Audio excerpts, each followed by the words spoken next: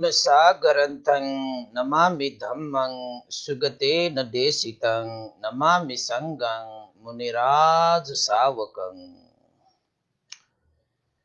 नमो बुद्धाय नमो धम्माय नमो संगाय। श्रद्धालु उपासक उपासिका तथा धर्मप्रेमी महानुभावहरू, आज मिति 2077 साल असोज 22 गते बिहिबार बिहानको 9 बजे सदाझै आज पनि हामी फेसबुक लाइभ मार्फत धर्मदेशना लिएर उपस्थित भइसकेका छौं। देश विदेशबाट फेसबुक लाइभमा जोडिरहनु हुने, फेसबुक लाइभ धर्मदेशना सुनिरहनु हुने सम्पूर्ण सधर्म प्रेमी महानुभाव तथा उपासक उपासिका तथा धर्मप्रेमी महानुभावहरूलाई सदाझै म भिक्षु इमलो श्री सिद्धिमंगल बुद्ध विहार सिद्धिपुर सानागाउँ थसी महालक्ष्मी नगरपालिका वडा नम्बर 6 बुद्ध मार्गबाट मैत्रीपूर्ण स्वागत टक्र्याउन चाहन्छु।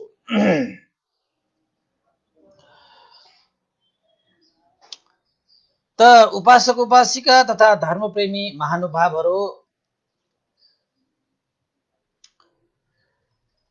आज हामीले एउटा छुट्टै विषय लिएर उपस्थित भएका छौं हैन।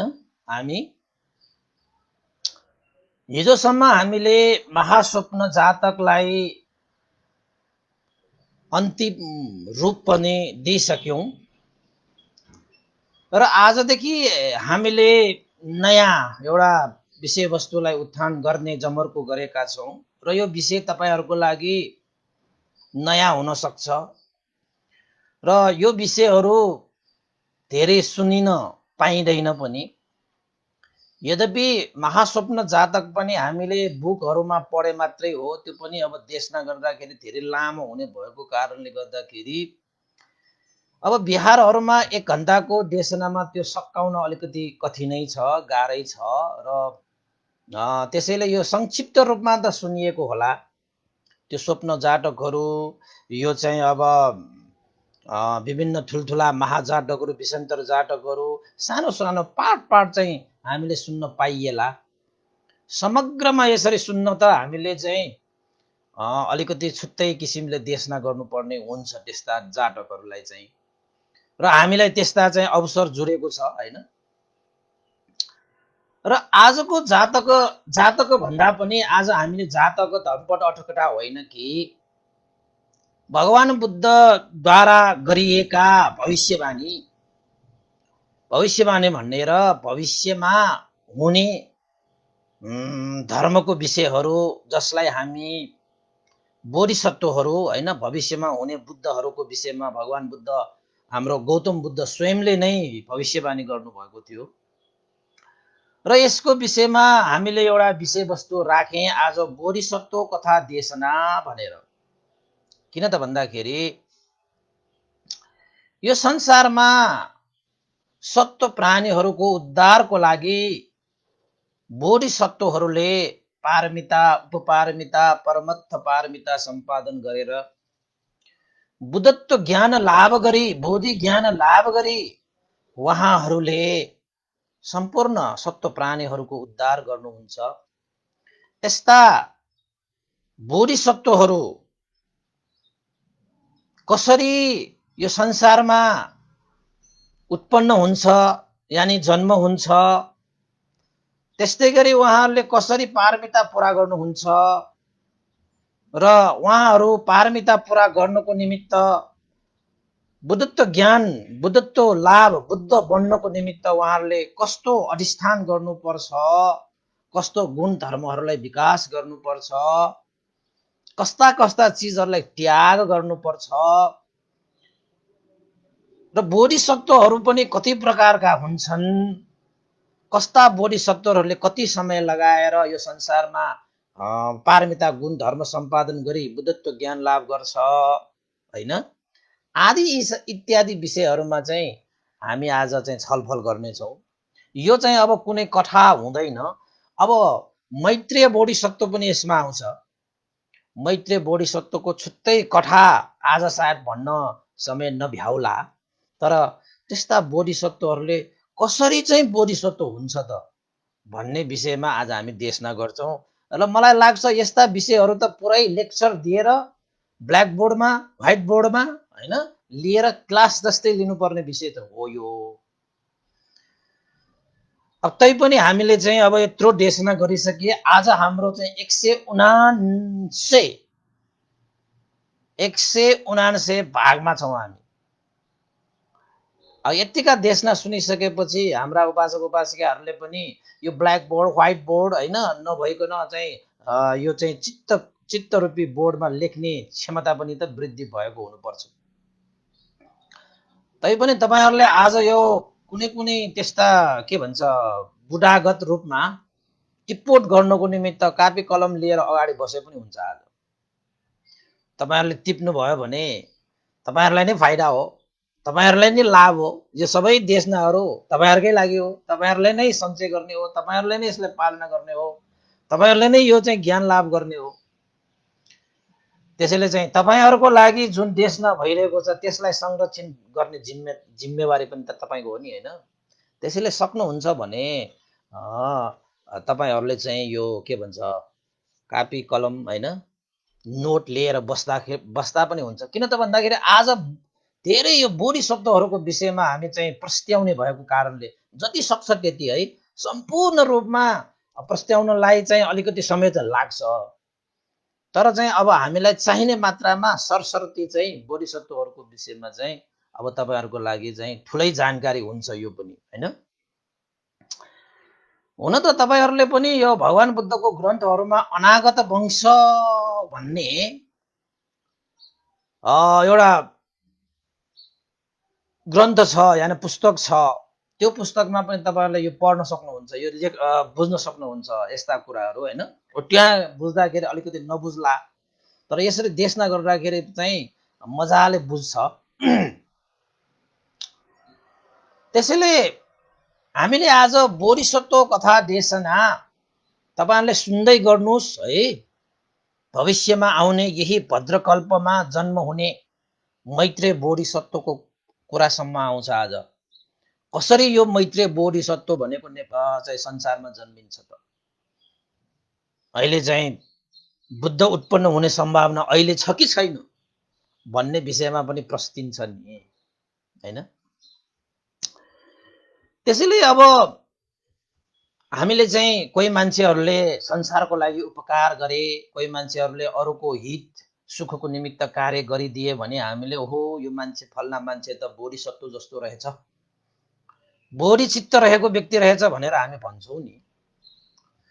हुन त बोधिसत्व जस्तो बोधिचित्त भएको मान्छे जस्तो भन्छौँ हामी, बोधिसत्व नै भन्न चाहिँ अलिकति गाह्रो हुन्छ। किन त भन्दाखेरि बोधिसत्वहरू भनेका त प्रार्थना गरेर अधिष्ठान गरेर पारमिता पूर्ण गरेर आउनु पर्छ र त्यो पारमिता पूरा गर्नको निमित्त अधिष्ठान गर्नको निमित्त कसरी जन्मिनु पर्छ, के भएर जन्मिनु पर्छ, कहाँ अधिष्ठान गर्नुपर्छ, को सामुन्य अधिष्ठान गर्नुपर्छ, कसरी अधिष्ठान गर्नुपर्छ, गुण कति सम्पन्न हुनुपर्छ, अधिकार सम्पन्न छ कि छैन, इच्छा शक्ति छ कि छैन, उसमा क्षमता छ कि छैन भन्ने कुराहरू पनि बुझ्नु आवश्यक छ होइन। त्यत्तिकै कसैलाई बोधिसत्वको एउटा चाहिँ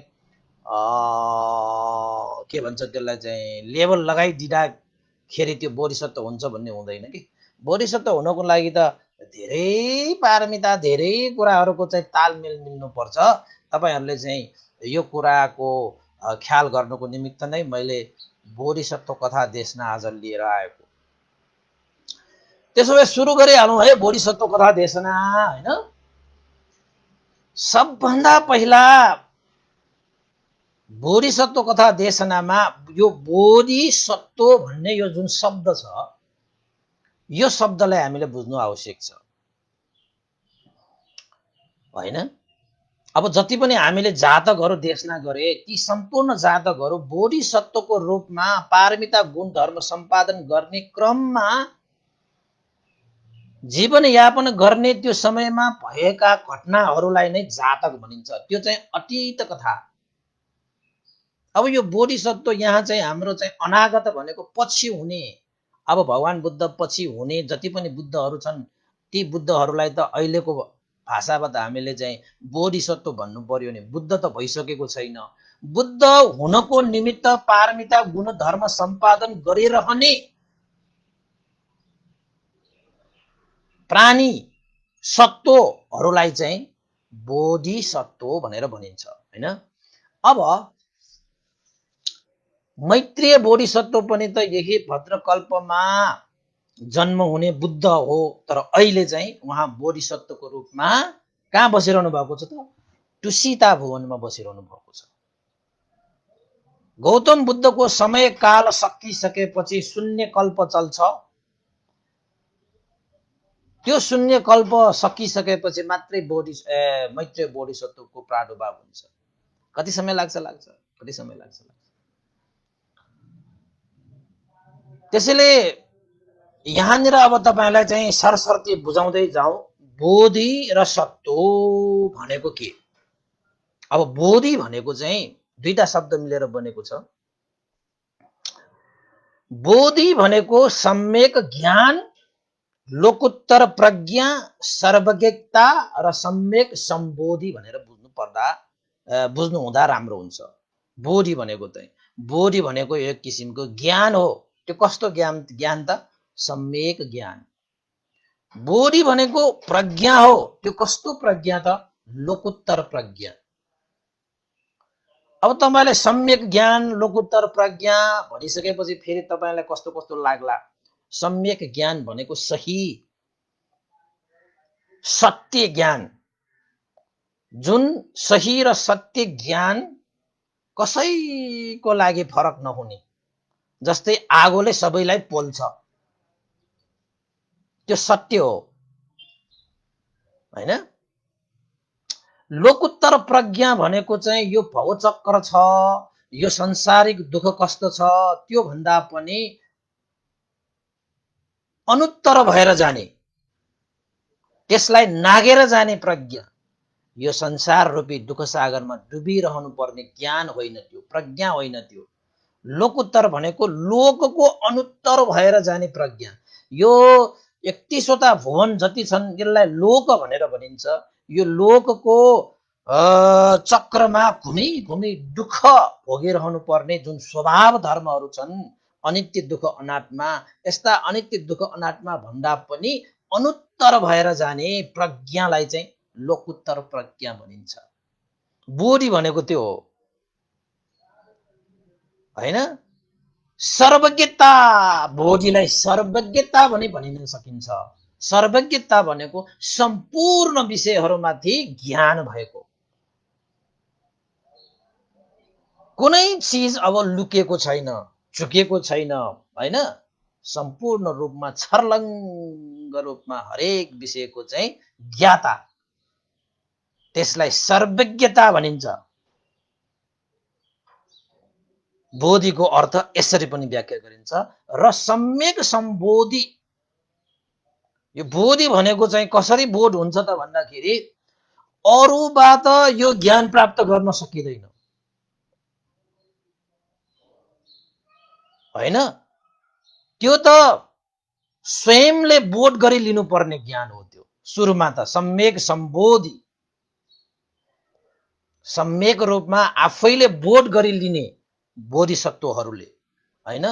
ती बोधिसत्वहरूले जुन बोध गरी लिन्छ नि, अन्तिममा बुद्ध हुनु बेलामा त्यो सर्वज्ञता, त्यो लोकोत्तर प्रज्ञा, त्यो सम्यक ज्ञान कसैबाट हातमा थापेर लिने होइन बोधिसत्वहरूले।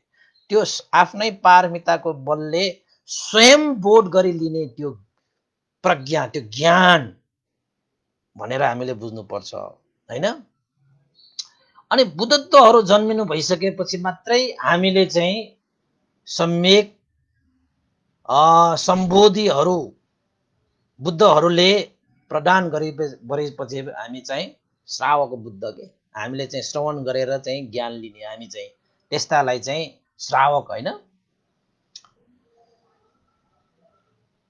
अब यसरी सम्यक ज्ञान लोकोत्तर प्रज्ञा, सर्वज्ञता र सम्यक सम्बोधि ज्ञान प्राप्त गर्नको निमित्त संकल्पित प्राणी, संकल्पित सट्टो, सम्यक ज्ञान, लोकोत्तर प्रज्ञा, सर्वज्ञता, सम्यक सम्बोधि प्राप्त गर्नको निमित्त संकल्पित सत्वलाई, यानि कि त्यस्ता चाहिँ व्यक्तिलाई बोधिसत्व भनेर भनिन्छ। ल हेर्नुहोस्, बोधिसत्वको अर्थ थाहा पाए तपाईँले? आज तपाईँले थाहा पाउनुहुन्छ बोधिसत्वको अर्थ के हो। फेरि एकचोटि दोहोऱ्याइदेऊ म। बोधि भनेको सम्यक ज्ञान, लोकोत्तर प्रज्ञा, सर्वज्ञता, सम्यक सम्बोधि हो भने सत्व भनेको प्राणी हो, हैन? यानी एउटा चाहिँ मान्छे, हैन? सम्यक ज्ञान, लोकोत्तर प्रज्ञा, सर्वज्ञता, सम्यक सम्बोधि प्राप्तिको लागि, यानी कि बोधि ज्ञान प्राप्तिको लागि संकल्पित प्राणी, बोधि ज्ञान लाभ गरी बुद्धत्व प्राप्त गर्ने प्राणी, त्यसलाई के भनिन्छ? बोधिसत्व। ल यति भनेपछि त मेरा उपासक उपासिका, हाम्रा उपासक उपासिका, हैन, ले त मजाले बुझ्यो होला। बुझ्नु भएको भएन? फेरि फेरि बोधिसत्व भने के हो कसो हो भनेर फेरि चाहिँ कसैले सोध्यो भने तपाईँले भन्नु नसक्ला, मेरो नाकै भाँचिन्छ। फेरि ठ्वाक्क भनिसकेपछि ओहो तिमीले त ठ्वाक्कै भन्न सक्यौ, कहाँ भन्न सकेको? हरेक बिहान 9 बजे चाहिँ बुबलो भन्थेले त्यहाँ धर्म देशना गरिरहनु भएको छ नि, त्यसैबाट सिकेको भन्यो भने मेरो नाक अझै ठुलो होला नि त फेरि, होइन? त्यसरी ट्वाक्क भन्न सक्नुपर्छ के बोधिसत्व भने कस्तोलाई। अब तपाईँहरूले सर्टकटमा भन्ने हो भने भविष्यमा बुद्ध बन्ने व्यक्तिलाई बोधिसत्व भनिन्छ भनेर भन्ने। अब बुद्ध भनेको के हो भनेको सम्यक ज्ञान, लोकोत्तर प्रज्ञा, सर्वज्ञता, सम्यक सम्बोधि, यानी कि बोधि ज्ञान प्राप्त गर्ने व्यक्ति नै बुद्ध हो र बुद्धत्व प्राप्त गर्ने व्यक्ति नै बोधिसत्व हो। बुझ्नुभयो है? आजदेखि कसैले बोधिसत्व भने के, बुद्ध भने के, तपाईहरुलाई चाहिँ कसैले प्रश्न गर्यो भने मजाले जवाफ दिनुस्। बुद्ध भनेको त सम्यक ज्ञान प्राप्त, लोकोत्तर प्रज्ञा प्राप्त, सर्वज्ञ, सम्यक सम्बोधि, बोधि ज्ञान प्राप्त व्यक्तिलाई बुद्ध भनिन्छ। त बोधिसत्व भने के त? बुद्धत्व ज्ञान प्राप्त गर्ने, भविष्यमा बुद्धत्व ज्ञान प्राप्त गर्ने व्यक्तिलाई बोधिसत्व भनिन्छ। ल सक्यो। यसरी ब्ल्याक बोर्डमा लेख्नु पर्ने हो। अब तपाईहरुले चाहिँ मनमा लेखिदिनुस्। मलाई ब्ल्याक बोर्डमा लेख्नु भन्दा मनमा लेख्नु चाहिँ जाति लाग्छ। त्यसैले चाहिँ अब जति पनि भन्दैले देशना गरिरहेको पनि मनको त्यो लेखे, त्यो ब्ल्याक बोर्ड मनको हैन हृदयको बोर्डमा लेखेको देशना गर्ने त हो। यति कुरा त दिमागमा छ नि त, हैन? त्यो कुराहरु फ्याट फ्याट दिने, तपाईहरुले पनि त्यसरी दिनु पर्यो। कहिले जहिले पनि किताब पल्टाइरहनु फुर्सद हुन्छ हामीलाई, हैन? अब बाटोमा कसैले सोधिहाल्यो भने किताब पल्टाउनु पर्छ, म घरमा गएर बिहारमा गएर पल्टाउँछु भनेर उत्तर दिएर हुन्छ त? फ्याट त भन्नु परेन? पर्यो नि। त्यसो भए बोधिसत्वको विषयमा तपाईहरुले थाहा पाउनु भयो। अब यो बोधिसत्वहरु जो छन् भविष्यमा बुद्ध बन्नेहरु, तपाई पनि बोधिसत्व बन्न सक्नुहुन्छ, म पनि बोधिसत्व बन्न सक्छु, तर त्यो प्रावधान चाहिँ पूरा गर्नुपर्छ। त्यतिकै प्रावधान पूरा गर्न सकिदैन नि। तपाई पनि प्रधानमन्त्री बन्न सक्नुहुन्छ, म पनि प्रधानमन्त्री बन्न सक्छु, राजा बन्नुहुन्छ, म पनि राजा बन्न, तर प्रावधान त होला नि प्रधानमन्त्री बन्ने, राजा बन्ने, हैन? त्यसरी नै बोधिसत्वहरु बुद्धत्व प्राप्त गर्नको निमित्त एउटा प्रावधान छ कि। अब बोधिसत्वको अर्थ देशना गरिसकेपछि बोधिसत्वहरुको पनि प्रकार हुँदो रहेछ। प्रकार भनेको थरी थरीका। कति प्रकारको बोधिसत्वहरु हुन्छ त भन्दाखेरि तीन प्रकारका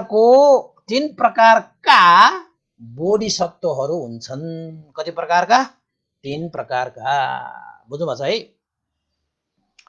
यो पनि सम्झिराख्नुस् है। फेरि म पछि तपाईलाई सोध्दाखेरि तपाईले भन्नु सक्नु भएन भने फेरि तपाईको इज्जत जाला नि। फेरि संसारमा सबभन्दा ठूलो इज्जत त्यही गयो भने त फसाद। बरु धन गयो भने कमाउन सजिलो छ। तपाईको इज्जतै गयो भने धेरै गाह्रो छ। त्यही भएर इज्जत जाला है फेरि त्यत्रो सुनेर पनि। 3 प्रकारका बोधिसत्वहरू कसरी भएका हुन् त भन्दाखेरि बुद्धत्व प्राप्तिको लागि उद्योग अभ्यास हैन पारमिता गुण धर्म सम्पादन गर्नु हुँदाखेरि बोधिसत्वहरूले प्रज्ञालाई अधिक राखेर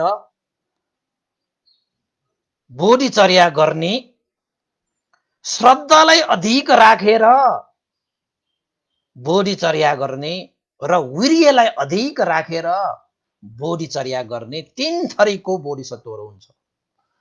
अब अधिक राखेर भनेको प्रज्ञालाई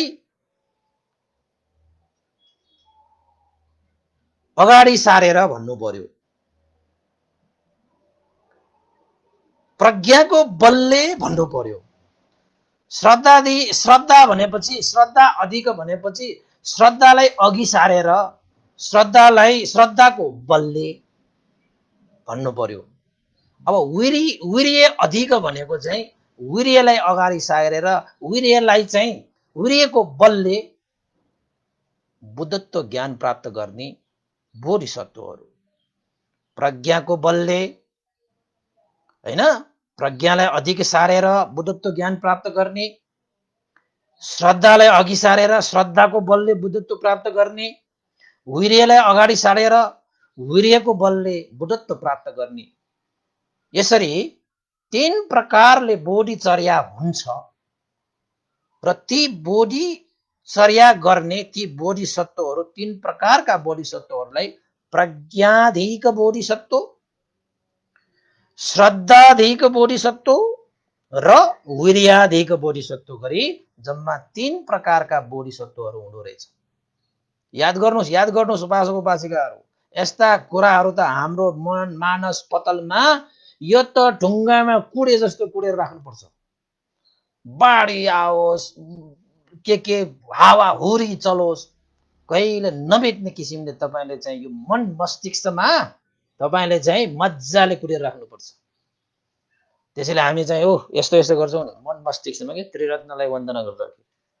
शिर र यो मन मस्तिष्क भनेको म बुद्धको शरणमा मन मस्तिष्कलाई जान्छु भनेको कि हैन। अब भनेपछि बोधिचर्या गर्ने बोधिसत्वहरूले 3 प्रकारले गर्ने रहेछ। हुन त 3 प्रकारका बोधिसत्वहरू प्रज्ञाधिक, श्रद्धाधिक र वीर्याधिक बोधिसत्वहरू बुद्धत्व प्राप्त नै गर्ने हो। तर 3 प्रकारले उनीहरूले गर्ने भयो भनेपछि अब प्रज्ञा, श्रद्धा र वीर्यद्वारा बुद्धत्व ज्ञान प्राप्त गर्नेमा उनीहरू 3 प्रकारले फरक भएको कारणले 3 प्रकारको बोधिसत्वहरूले बुद्धत्व प्राप्त गर्नको लागि 3 प्रकारको समयमा प्राप्त गर्दछ। एउटै त्यति नै समय बिताएर उनीहरूले बुद्धत्व प्राप्त गर्ने होइन। बुद्ध बन्नको निमित्त अब जुन चाहिँ काल छ, जुन समय छ, कति अन्तरालमा एकजना बुद्धले कति समयमा बुद्धत्व ज्ञान प्राप्त गर्न सक्छ भन्ने विषय यो प्रज्ञा, श्रद्धा र वीर्यले निर्धारण गर्ने रहेछ। अब हेर्नुस् है,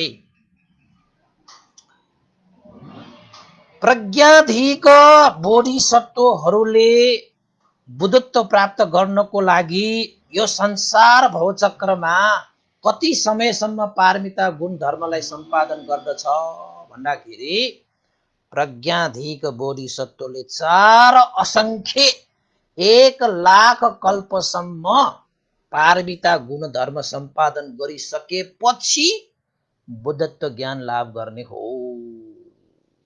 ल हेर्नुहोस्, प्रज्ञाधिक बोधिसत्वले 4 असंख्य 1 लाख कल्प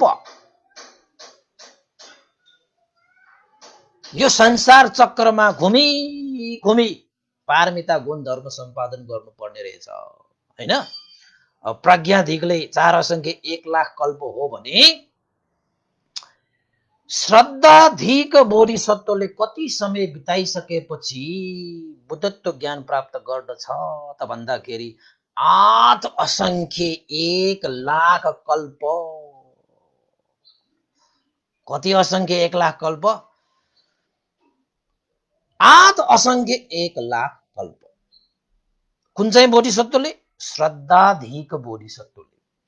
भनेपछि प्रज्ञाधिक बोधिसत्वले भन्दा पनि डबल भन्नु पर्यो। अब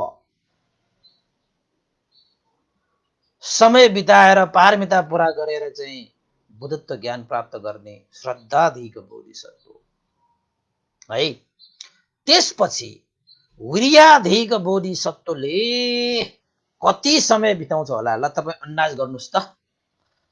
कति उपासकलाई त थाहा छ, तैपनि भन्दैले चाहिँ कोटी उहाँहरूलाई चाहिँ अब त्यो चाहिँ होइन, हृदयमा त्यो ढुङ्गामा शिलामा कुटे जस्तो कुट्नलाई यो बार बार भनिरहेको कि वीर्याधिक बोधिसत्वले श्रद्धाधिक बोधिसत्व भन्दा डबल डुओबर भनेको मतलब 16 असङ्ख्य 1 लाख कल्पसम्म पारमिता पूरा गरेर वीर्याधिक बोधिसत्वहरूले बुद्धत्व ज्ञान प्राप्त गर्दछ।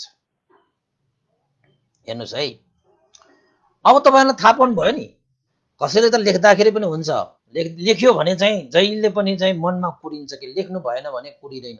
त्यसैले चाहिँ लेख्ने बानी पनि गर्नुपर्छ। तपाईँले चाहिँ सुनेको कुरालाई एकचोटि लेख्नुहोस् त, थाहा पाए पनि लेख्नुहोस्। त्यति बेला तपाईँको चाहिँ त्यो हेर्दाखेरि हामीले कापीमा कोरेको जस्तो हुन्छ। त्यो कापीमा कोर्नुभन्दा पहिला विपश्यना ध्यान भावनाहरू गर्नेहरूले थाहा हुन्छ। त्यो कापीमा कोर्नुभन्दा पहिला हामीले मनमा कोरिसकेको हुन्छ के, अनि मनमा कोरिसकेको भएर कापीमा कोर्नु सकेको कि होइन। त्यसैले यो संसारमा जति पनि सृजनाहरू हुन्छन् त्यो सृजना भन्दा पहिला चाहिँ हामीले मनमा सृजना गर्छ कि। मनमा सृजना नभइकन यो भौतिक रूपमा के पनि सृजना हुँदैन। हवाईजहाज बनाए रे, हवाईजहाज बनाउनेले पहिला कहाँ बनाउँछ? मनमा बनाउँछ। मन मस्तिष्कमा पहिला उसले हवाईजहाज बनाउँछ, अनि मात्र त्यो बनाउन सक्छ, नत्र बनाउन सक्दैन होइन। अब त ध्यान दृष्टिमा हेर्न सक्ने व्यक्तिहरूले मात्र त्यस्ता कुराहरू थाहा पाउन सक्छ। अब साधारण त त्यो थाहा हुन सक्दैन। 3 प्रकारको बोधिसत्व, प्रज्ञाधिक, श्रद्धाधिक, वीर्याधिक। 4 असङ्ख्य 1 लाख कल्प प्रज्ञाधिक, 8 असङ्ख्य 1 लाख कल्प श्रद्धाधिक, 16 असङ्ख्य 1 लाख कल्प चाहिँ वीर्याधिक। बस यो पनि बुझ्यो, मजाले बस्यो होइन। अब हामीले चाहिँ सुनाएका छौँ, पढाएका छौँ, पढेका छौँ गौतम तथागत भगवान शास्ताले। गौतम तथागत भनेको अहिलेको बुद्ध, अहिलेको हामीले चाहिँ शाक्य मुनि बुद्ध पनि भन्छौँ। शाक्य कुलमा जन्मेको कारणले शाक्य मुनि होइन, तर उहाँको नाम चाहिँ गौतम बुद्ध हो के। उहाँ गौतम भनेको गोत्र हो होइन। गौतम बुद्धलाई हामीले कति समयसम्म पारमिता पूरा गरेर बुद्धत्व ज्ञान प्राप्त गरेका भनेर हामीले चाहिँ घोषणा गरेका छौँ त भन्दाखेरि, देशना गरेका छौँ त भन्दाखेरि कति कति कुराहरू लेखेका छौँ, सुनेका छौँ। र भगवान बुद्ध स्वयंले यति मैले पारमिता गरेर आएको भनेर उहाँले देशना गरेको छ त भन्दाखेरि 4 असङ्ख्य 1 लाख कल्पसम्म पारमिता गुण धर्म सम्पादन गरेर मैले बुद्धत्व ज्ञान प्राप्त गरेँ भनेर गौतम बुद्ध स्वयंले भन्नुभएको छ। यो त्रिपिटकमा उल्लेखित कुराहरू भनेपछि अब यो गौतम बुद्ध अहिलेको जुन वर्तमान बुद्ध छ, यो बुद्ध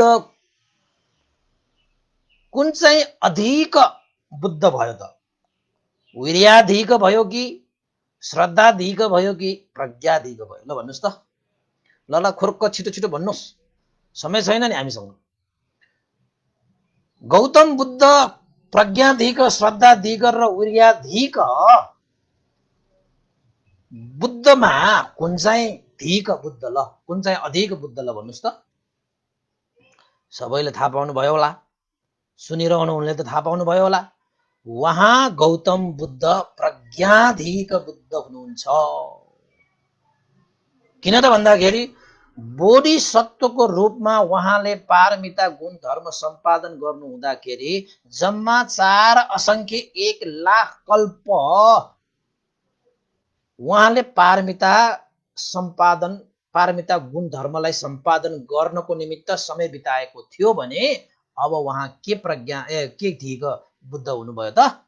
प्रज्ञाधिक बुद्ध नभइसकेको बेलामा उहाँ प्रज्ञाधिक बोधिसत्व बुद्ध भयो भने उहाँ प्रज्ञाधिक बुद्ध।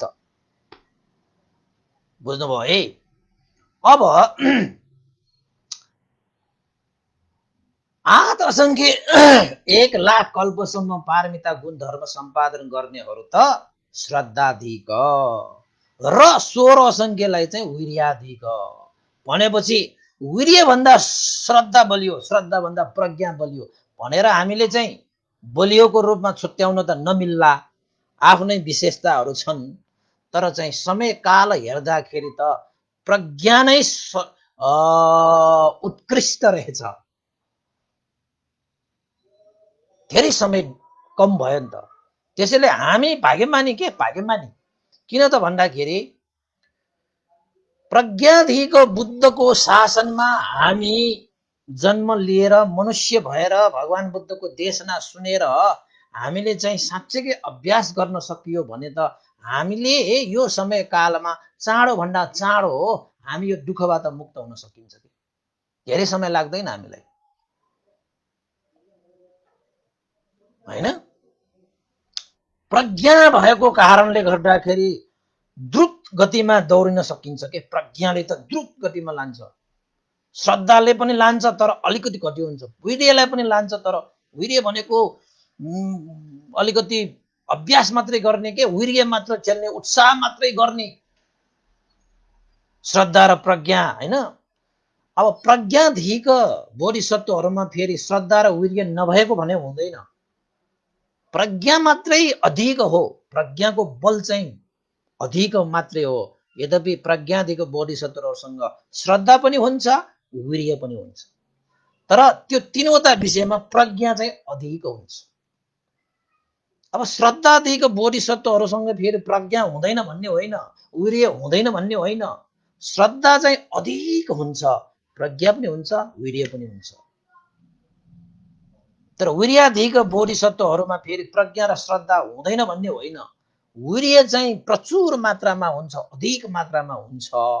तर प्रज्ञा र श्रद्धा चाहिँ वीर्य भन्दा कम मात्रै हुने हो, तर नभएको चाहिँ होइन है। फेरि तपाईहरुले चाहिँ वीर्याधिक बोधिसत्वहरूसँग प्रज्ञा पनि छैन कि श्रद्धा पनि छैन कि, त्यो श्रद्धा र प्रज्ञा बिना त तपाई केही पनि गर्नै सक्नुहुन्न नि। हुन्छ, तर अधिकको कुरा मात्रै हो कि, हैन? अब बोधिसत्वहरूको प्रकार पनि बुझ्नुभयो। बोधिसत्वहरूको प्रकारले कति समय लगाउँछ बुद्धत्व ज्ञान प्राप्त गर्नको लागि, त्यो पनि बुझ्नुभयो हैन? मजा छ है, यस्ता कुराहरू त मलाई सुनाउन मजा छ। तपाईहरुलाई फेरि कथै सुन्न मन लाग्छ। कथा देशना गरेन भने कति मान्छेले त फेसबुक लाइभ हेर्दा पनि हेर्दैन, आजको हेर्दैन। हेर्नुस् न, के भन्यो भन्तेले त आज भयो यस्तो नभ्याइ सुनिरहेको भयो भनेर कतिले छोडेर गयो होला। चाहिने फेरि यस्तै कुराहरू फेरि, हैन? कथा भयो भने एकजना राजाले आयो यस्तो गर्यो उस्तो गर्यो भने अलि इन्ट्रेस्टिङ कि, तर यो पनि इन्ट्रेस्टिङ छ नि, छैन र? किन नहुनु? मलाई त यस्तो कुराहरू चाहिँ झन्झनै इन्ट्रेस्ट छ कि, हैन? तपाईहरुले देशना गरौँ भनेर राखिरहेको यो 200 भागमा त यो मैत्रेय बोधिसत्व पर्याउँछु भनेको, अब भोलि त 200 भाग भइहाल्छ। मजाले देशना गर्ने, मैत्रेय बुद्धको चाहिँ कहानी देशना गर्ने के, भोलि त कथै आउँछ। आज त कमसेकम बुझ्नु पर्यो नि त।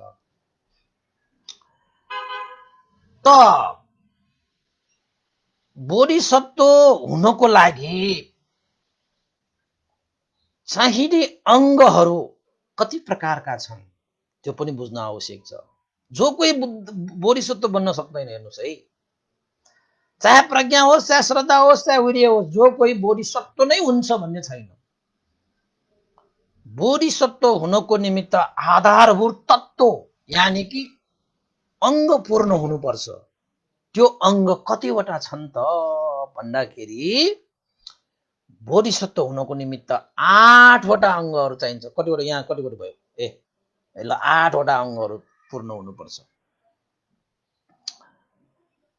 ती 8वटा अब के हुन् त?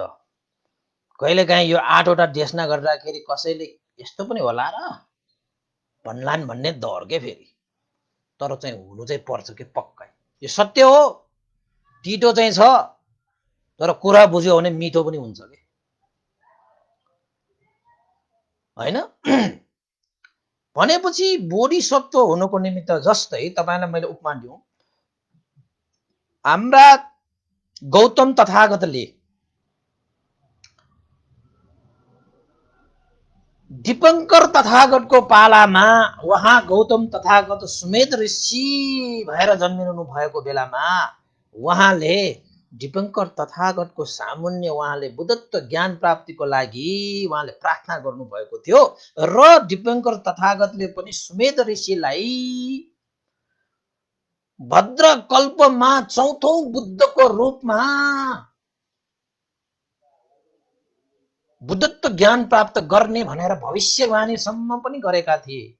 यानि कि गौतम बुद्धले दीपंकर तथागत सन्मुख प्रार्थना गरेका थिए। थाहा छ नि तपाईहरुलाई?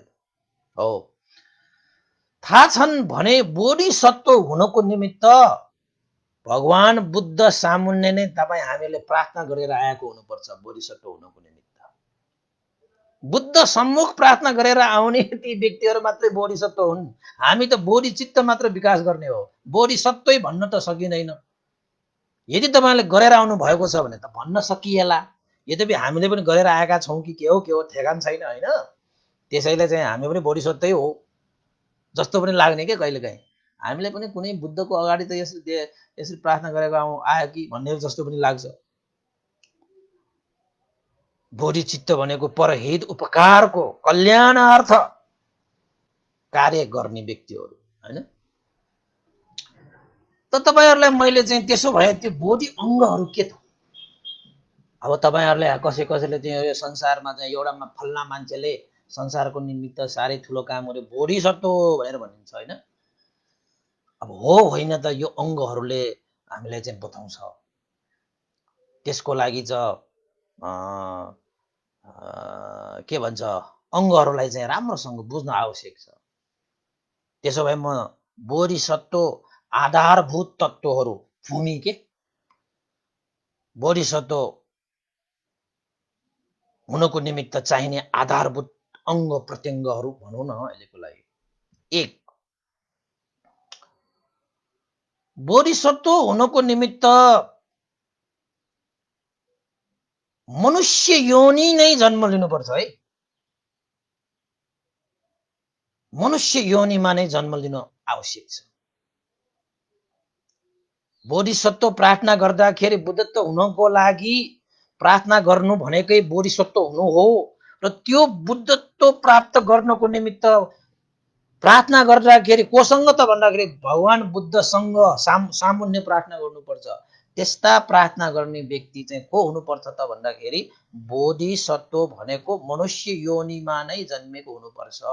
कुनै देवी देवता ब्रह्माहरूले चाहिँ म भोलिपर्सि बुद्ध बन्छु भनेर त्यहाँ देवताहरूले ब्रह्माहरूले प्रार्थना गरेर हुँदैन, त्यो बन्न पनि सक्दैन कि बोधिसत्व। तिनीहरू बुद्धत्व बन्नको निमित्त प्रार्थना गर्न सक्दैन। प्रार्थना गर्ने हो भने मनुष्य योनिमा नै गर्नुपर्छ।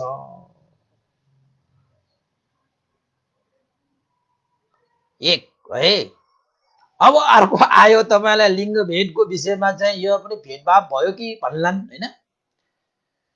मनुष्य भएर जन्मे तापनि बुद्धत्व प्रार्थना गर्नको निमित्त बोधिसत्व चर्या गर्नको निमित्त पुरुष लिङ्ग सम्पत्ति नै प्राप्त हुनुपर्छ। पुरुष भएर नै तपाईले बोधिसत्वको प्रार्थना गर्नुपर्छ। स्त्री भएर, नपुंसक भएर, पाण्डु भएर के भन्छ, हैन? यद्यपि उहाँहरूलाई हामीले यो चाहिँ उनीहरूलाई चाहिँ उहाँहरूलाई चाहिँ होच्याउन उहाँहरूलाई चाहिँ उ गर्न खोजेको होइन। यो चाहिँ अब धर्म देशनामा त्यो देशना गर्दाखेरि आउने कुराहरू भयो। पुरुष लिङ्ग नै हुनुपर्छ बुद्धत्व प्रार्थना गर्ने बोधिसत्वहरूले। पुरुष लिङ्ग सम्पत्तिमा नै प्रार्थना गर्नुपर्छ। अब स्त्रीहरूले गर्नै सक्दैन त भन्ने हो भने स्त्रीहरूले पनि गर्न सकिन्छ, तर एक जन्ममा फेरि कटेर अर्को जन्ममा पुरुष भएर फेरि बुद्धको सामुन्ने आएर प्रार्थना गर्न आउने। अब पुरुष लिङ्ग सम्पत्ति भएका व्यक्तिहरूले प्रार्थना गरेका हो भने पहिलाको जन्ममा स्त्री थियो कि अहिलेको जन्ममा आएर उसले चाहिँ हैन बुढत्व प्रार्थना गर्यो कि? तर बुद्धत्व ज्ञानको प्रार्थना गर्ने बोधिसत्वहरू चाहिँ पुरुष लिङ्ग सम्पत्तिमा नै बसेर मनुष्य हुनुपर्छ, त्यसमाथि पुरुष हुनुपर्छ। दुईटा गयो। याद गर्नुहोस् है, मैले त यो देशना गर्ने हो अनागत वंश पढ्नुहोस् तपाईँ, 10 जना बोधिसत्वको देशना सुन्नुहोस् तपाईँ। यो कुराहरू त छर्लङ्ग पाइन्छ। भगवान बुद्धले कुनै त्यो लिङ्ग भेद सिङ्ग भेद गरेको पनि होइन। त्यसो भए त मनुष्य योनिमा मात्र जन्म कि देवताहरूलाई पनि भेद गर्यो, ब्रह्माहरूलाई पनि भेद गर्यो, नाग गरुड यक्ष गन्धर्व किन्धर्व दैत्यहरूलाई पनि भेद गर्यो त गरेन नि? चाहिने त्यो गुण के गुण गुण हुनुपर्छ के? त्यस्ता गुण। तेस्रो नम्बरको गुण के त भन्दाखेरि अर्हन्त हेतु, यानि कि आश्रय क्षय हुन सक्ने, यानि कि सम्पूर्ण दुःखबाट मुक्त हुन भएर जान सक्ने हेतु भएको व्यक्ति पनि हुनुपर्छ। पुरुष भएर पनि पुग्दैन, मनुष्य हुनु पर्यो, त्यसमाथि पुरुष हुनु पर्यो। अर्को तेस्रो नम्बर भनेको त्यो व्यक्ति कस्तो व्यक्ति हुनु पर्यो त भन्दाखेरि त्यही जन्ममा सम्पूर्ण दुःखबाट मुक्त भएर जान सक्ने क्षमता यानि हेतु भएको व्यक्ति हुनु पर्यो। जसरी सुमेध ऋषि तपाईलाई थाहा छ, त्यही जन्ममा अर्हन्त भएर निर्वाण पुग्न सक्ने क्षमता भएको व्यक्ति हो सुमेध ऋषि। तर उहाँले चाहिँ त्यो अर्हन्त भएर जान सक्ने त्यस्तो हेतुलाई पनि त्यागेर चाहिँ बुद्धत्व ज्ञान प्राप्त गरेर संसार उद्धार गर्ने उद्देश्य राखेर उहाँले दीपङ्कर बुद्ध सामुन्ने बुद्धत्व ज्ञानको प्रार्थना गरे। त्यसरी प्रार्थना गरे अर्हन्त हुन सक्ने क्षमता भएको व्यक्तिले त्यो बोधिसत्व चर्या गर्नको लागि प्रार्थना गर्नुपर्छ। सानोतिनो मान्छेले त्यसरी चाहिँ प्रार्थना गर्दैमा त्यो बोधिसत्व हुँदैन। त्यसको हेतु पनि अनन्त हेतु, यानि कि आश्रय क्षय भएर जान सक्ने त्यस्तो हेतु भएको व्यक्ति पनि हुनुपर्छ। र त्यस्तो व्यक्तिले जहाँ पाए त्यही आफैले चाहिँ अधिष्ठान गरेर हैन कहीं कसैलाई नभेटिकन हुन्छ त भन्दाखेरि हुँदैन। त्यस्ता व्यक्तिले पनि के हुनुपर्छ त भन्दाखेरि भगवान बुद्ध सम्यक सम्बुद्धको दर्शन गर्नुपर्छ। तिनीहरूले शास्ता दर्शन भनिन्छ कि शास्ता भनेको गुरु, गुरु भनेको चाहिँ बुद्ध हो र बुद्धको दर्शन गर्ने व्यक्ति हुनुपर्छ। त्यत्तिकै हैन भगवान बुद्धहरूको सामुन्ने आएर उहाँहरूको दर्शन नगरिकन उहाँहरूको सम्मुखमा उहाँहरूले त्यसरी चाहिँ प्रार्थना गर्नु भएन भने त्यो बुद्धत्व ज्ञान प्राप्त गर्न सकिँदैन र उसले बोधिचर्या गर्दा पनि गर्दैन, सक्दा पनि सक्दैन। त्यसैले शास्ता दर्शन पनि गर्नुपर्छ। सुमेध ऋषिले त दीपङ्कर तथागतलाई दर्शन गर्नुभयो नि त, हैन? त्यस्तै गरी पाँचौं नम्बरमा के छ त भन्दाखेरि त्यस्ता व्यक्ति गृहस्थी भावमा उसले चाहिँ प्रार्थना गरेर हुन्छ त भन्दाखेरि गृहस्थी भावमा बसेर हुँदैन। त्यो व्यक्ति बोधिसत्व प्रार्थना गर्ने व्यक्ति, बुद्धत्व प्राप्तिको लागि बोधिचर्या गर्ने व्यक्ति जुन बेला उसले भगवान बुद्धको सामुन्ने उसले चाहिँ प्रार्थना गर्दछ त्यति बेला त्यो व्यक्ति प्रवज्जित नै हुनुपर्छ।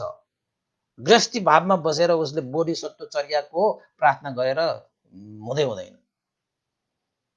त सुमेध ऋषि तपाईको गृहस्थी थिएन त्यति बेला। सुमेध ऋषि एउटा चाहिँ ऋषि प्रवज्या हैन, या जे होस् त्यागी भएर बसिरहेको व्यक्ति, गृहस्थी भावमा बसेर त्यो प्रार्थना गर्ने क्षमता हुँदैन। अब यसो भन्दाखेरि फेरि गृहस्थीहरूलाई आम्मा आम्मा त भन्लान्। तपाईहरु पनि प्रवज्जित हुनुहोस् अनि प्रार्थना गर्ने हैन। यो प्रवज्जितको त्यस्तो महत्त्व हुन्छ कि प्रवज्जित नै हुनुपर्छ, त्यो त्यागी नै हुनुपर्छ। त्यो 6 नम्बरको गुण कस्तो छ त भन्दाखेरि गुण सम्पत्ति प्राप्त व्यक्ति, गुण सम्पत्ति भनेको त्यति बेला त्यो व्यक्ति प्रवजित मात्र भएर हुँदैन, प्रवजित भएर उसले चाहिँ अभिज्ञा र समापति ध्यान प्राप्त गरेको व्यक्ति हुनुपर्छ। फेरि प्रवचन मात्र भएर पनि पुग्दैन, त्यत्तिकै लुगा लगाएर मात्र हुँदैन।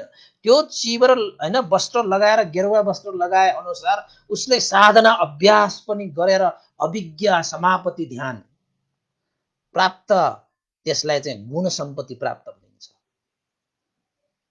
अभिज्ञा भनेको पञ्च अभिज्ञा अष्ट समापति भन्ने हुन्छ के तपाईँको। त्यो पञ्च अभिज्ञा र अष्ट समापति त मैले तपाईँको चाहिँ समता ध्यानमा मैले तपाईँलाई देशना गरिसकेँ। यो सम्पूर्ण चाहिँ पञ्च अभिज्ञा र अष्ट समापति भनेको समापति ध्यान हो कि।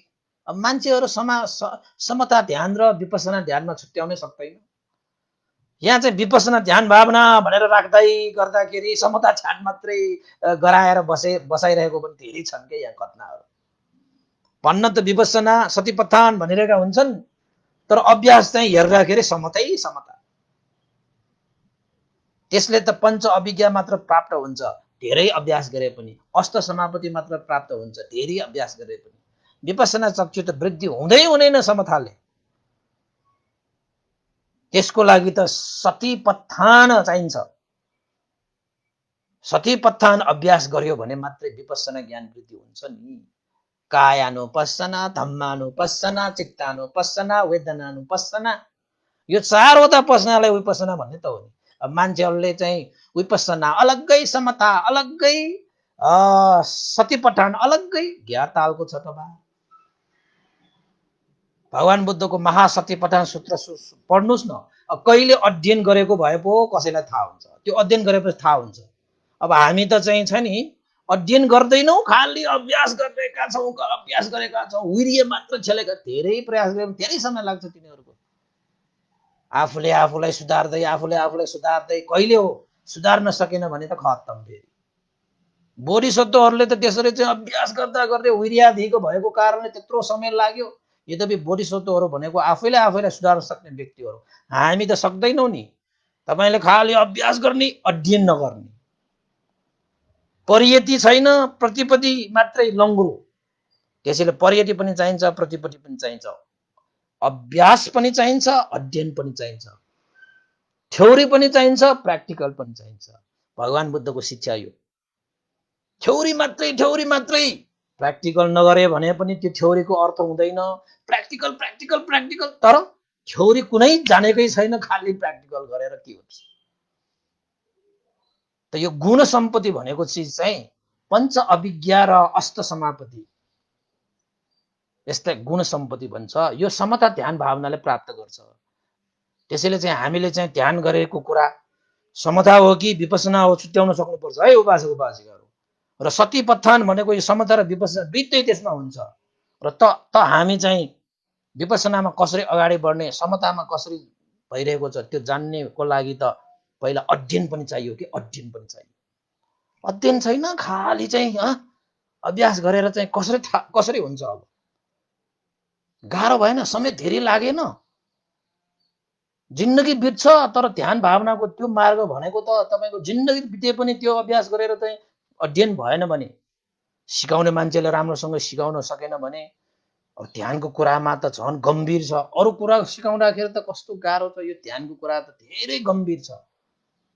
आफूले चाहिँ जानेको कुराहरू पनि देखाउन नसकिने अवस्था, ध्यानको कुराहरू आफैले कस्तो कस्तो अनुभव भएको कुराहरू अरूलाई तपाईँले चाहिँ गराउन सक्नुहुन्छ, त्यो अनुभव सकिँदैन नि। त्यसैले चाहिँ जतिसुकै ध्यान बसेको पनि आफूले अनुभव गरे तापनि कसैलाई सिकाउनु पर्दाखेरि सकिँदैन अध्ययन नभएकाहरूले। किन त भन्दाखेरि आफूलाई भएको अनुभव उसलाई पनि त्यही अनुभव हुन्छ भन्ने हुँदैन। ध्यानमा तपाईँको कर्म संस्कार अनुसार चाहिँ फरक हुन्छ। त्यसैले जतिसुकै अभ्यास गरेर उसले चाहिँ ध्यान प्राप्त गरे तापनि कुनै त्यस्ता व्यक्तिको अध्ययन छैन भने उनीहरूले ध्यान भनेको कसैलाई लाऊ भनेर दिन सक्दैन। जसरी चाहिँ अक्षरहरू होइन हामीले चाहिँ सिकेका चाहिँ श्रुतमय प्रज्ञाहरू दिन सक्छ नि सुनाएर। अब यो चाहिँ बोधिसत्वको कथाहरू मैले चाहिँ यसरी सुनाउन सके जस्तो तपाईँलाई ध्यानको कुराहरू पनि स्वात्त दिन सक्दैन नि। किन त भन्दाखेरि ध्यान भनेको त अनुभवी ज्ञान हो। त्यसलाई मैले चाहिँ यो श्रुतमय प्रज्ञा जस्तो दिन सक्दैन। त्यसैले भगवान बुद्धले देशना गर्नुभएको सत्यपत्थानको त्यो अध्ययन भएका व्यक्तिहरूले मात्र ध्यान सिकाउँदाखेरि राम्रो हुन्छ है। मैले त अनुरोध गरेँ, जस्तो पाए त्यस्तै व्यक्तिहरूले ध्यान सिकाउँदाखेरि चाहिँ अनि मान्छेहरू चाहिँ अलमलिन्छ कि। अनि ध्यान बस्दाखेरि यो देख्यो, त्यो देख्यो, नाना देख्यो, यो देख्यो, त्यो यस्तो भयो, उस्तो भयो, टाउको हरायो, जिउ हरायो। ती सम्पूर्ण कुराहरू हो। विपස්සना ज्ञानले हेर्ने भनेको त्यस्तो हो र। देख्ने भनेको चाहिने के हो? ध्यान बसेर चाहिँ हामीले दर्शन गर्नुपर्ने के हो?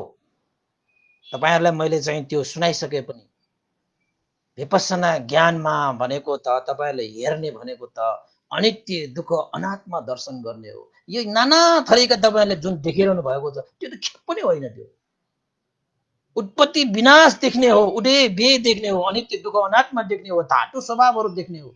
यस्तो भयो, उस्तो भयो, त्यो त स्मृतिको त्यो त समताहरू हो। त्यो विपස්සनामा पुगेकै छैन तिनीहरू। अनि विपස්සना जो चाहिँ अभ्यास कहिले गरेकै छैन, म विपස්සना गएर सतिपथान गएर ध्यान भावना गरे भनेर म त पत्याउँदैन कि। कसैले पत्याउँछ भने पत्याउनुहोस्, त्यो आफ्नो क्षेत्रको कुरा हो। म त पत्याउँदैन। विपස්සना ज्ञान कहाँबाट सुरु हुन्छ, कसरी सुरु हुन्छ भन्ने कुराको अध्ययन चाहियो, अभ्यास चाहियो हैन। अध्ययनले मात्रै पनि पुग्दैन, फेरि अभ्यास पनि चाहिन्छ। यो ध्यानको माध्यम सिकाउने व्यक्तिहरू अध्ययन पनि त्यत्तिकै चाहिन्छ, अभ्यास पनि त्यत्तिकै चाहिन्छ। अनि मात्र त्यस्ता व्यक्तिहरूले चाहिँ सिकाएको चिज अध्ययन र अभ्यास भएको त्यो समानता भयो भने यस्ता चाहिँ पञ्च अभिज्ञा यो समापति भनेको त के पनि होइन, मार्गफल हो। मार्गफल त्यो समापति र यो अभिज्ञा भनेको त मार्गफल होइन नि। तिनीहरू त तपाईको चाहिँ समथाको मार्गहरू हुन्, समथाको सतह हुन् तिनीहरू। विपස්සनाको सतह भनेको त माथि हो, माथि। थाहा छैन मान्छेहरू जता गयो ध्यान ध्यान ध्यान बसेको छ, अध्ययन भनेको केही छैन। भगवान बुद्धले के भन्नुभएको छ? परियति प्रतिपति दुईटा चाहिन्छ अनि मात्र प्रतिवेद निस्किन्छ। परियति भनेको अध्ययन, प्रतिपति भनेको अभ्यास, प्रतिवेद भनेको ज्ञान प्रज्ञा। अनि हामी चाहिँ कस्ता छौं त भन्दाखेरि भगवान बुद्धको शिक्षालाई चाहिँ ग्रहण गर्ने भन्छौं, परियति र प्रतिपति दुईटैलाई चाहिँ समान रूपले लादैनौं। कोही परियतिमा लागेका छन्, मैले यति पढे यति सिके भनेर घमण्ड गरेका छन्। कोही मान्छे अभ्यास गरेका छन् ध्यान ध्यान भनेर, मैले यति ध्यान बसेको त्यति ध्यान बसेको छु भन्छ। दुईटै चिज नभएको कारणले, प्रज्ञा उत्पन्न नभएको कारणले उनीहरुकोमा अभिमान निस्कियो। सर्टिफिकेट यति यति पाउनेले चाहिँ आफ्नो नामको पछाडि फल्ना फल्ना नामहरू टाइटलहरू जोडेर मक्ख बनेर बसेका छन्। के त्यस्ता टाइटल पछाडि जोडेर हामी निर्वाण पुग्छ? अनि अभ्यास गर्ने मान्छेहरूले पनि आफ्नो पछाडि टाइटल बोक्छ, यस्तो छ उस्तो छ, म यति शिविर उस्ती शिविर। अभिमान आएन र? त्यही चिजलाई छोड्नुको लागि गएको, त्यही चिज समातेर आएको छ। अनि विपස්සना कहाँबाट आयो? अनि त्यो दुःख अनात्माको बोध कसरी भयो? अनि फेल खाएन? अहिलेको यो मान्छेहरूलाई नजानेका मान्छेहरूलाई त हैन छक्काउला रे छुक्काउला रे। संसारमा धेरै मान्छेहरू त्यस्ता ज्ञानीहरू छन् नि, त्यस्तालाई छुक्याउन सक्दैन कि। त्यसैले मेरा गुरु स्यारो उपन्दिता विभंशले पनि यस्ता गुण धर्म सम्पत्ति, गुण सम्पत्ति वृद्धि गर्नको विषयमा उहाँले जहिले पनि भन्नुहुन्छ, परियति प्रतिपत्ति दुईटा नभइकन प्रज्ञा उत्पन्न हुँदैन।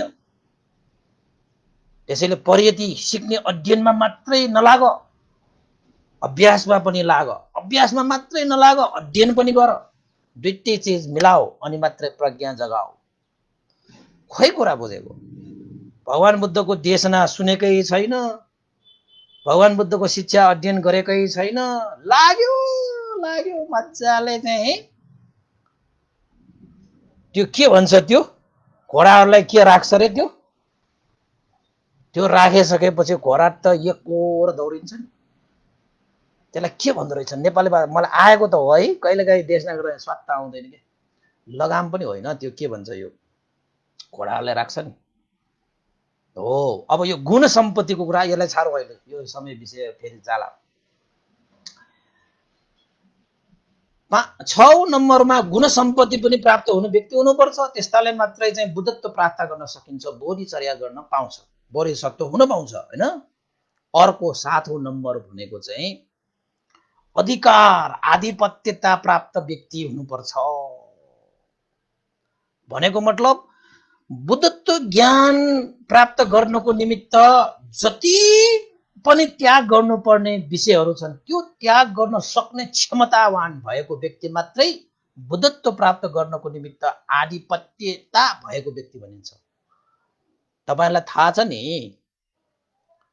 बुद्धत्व प्राप्त गर्नको निमित्त कस्ता कस्ता चिजसम्म त्याग्नुपर्छ।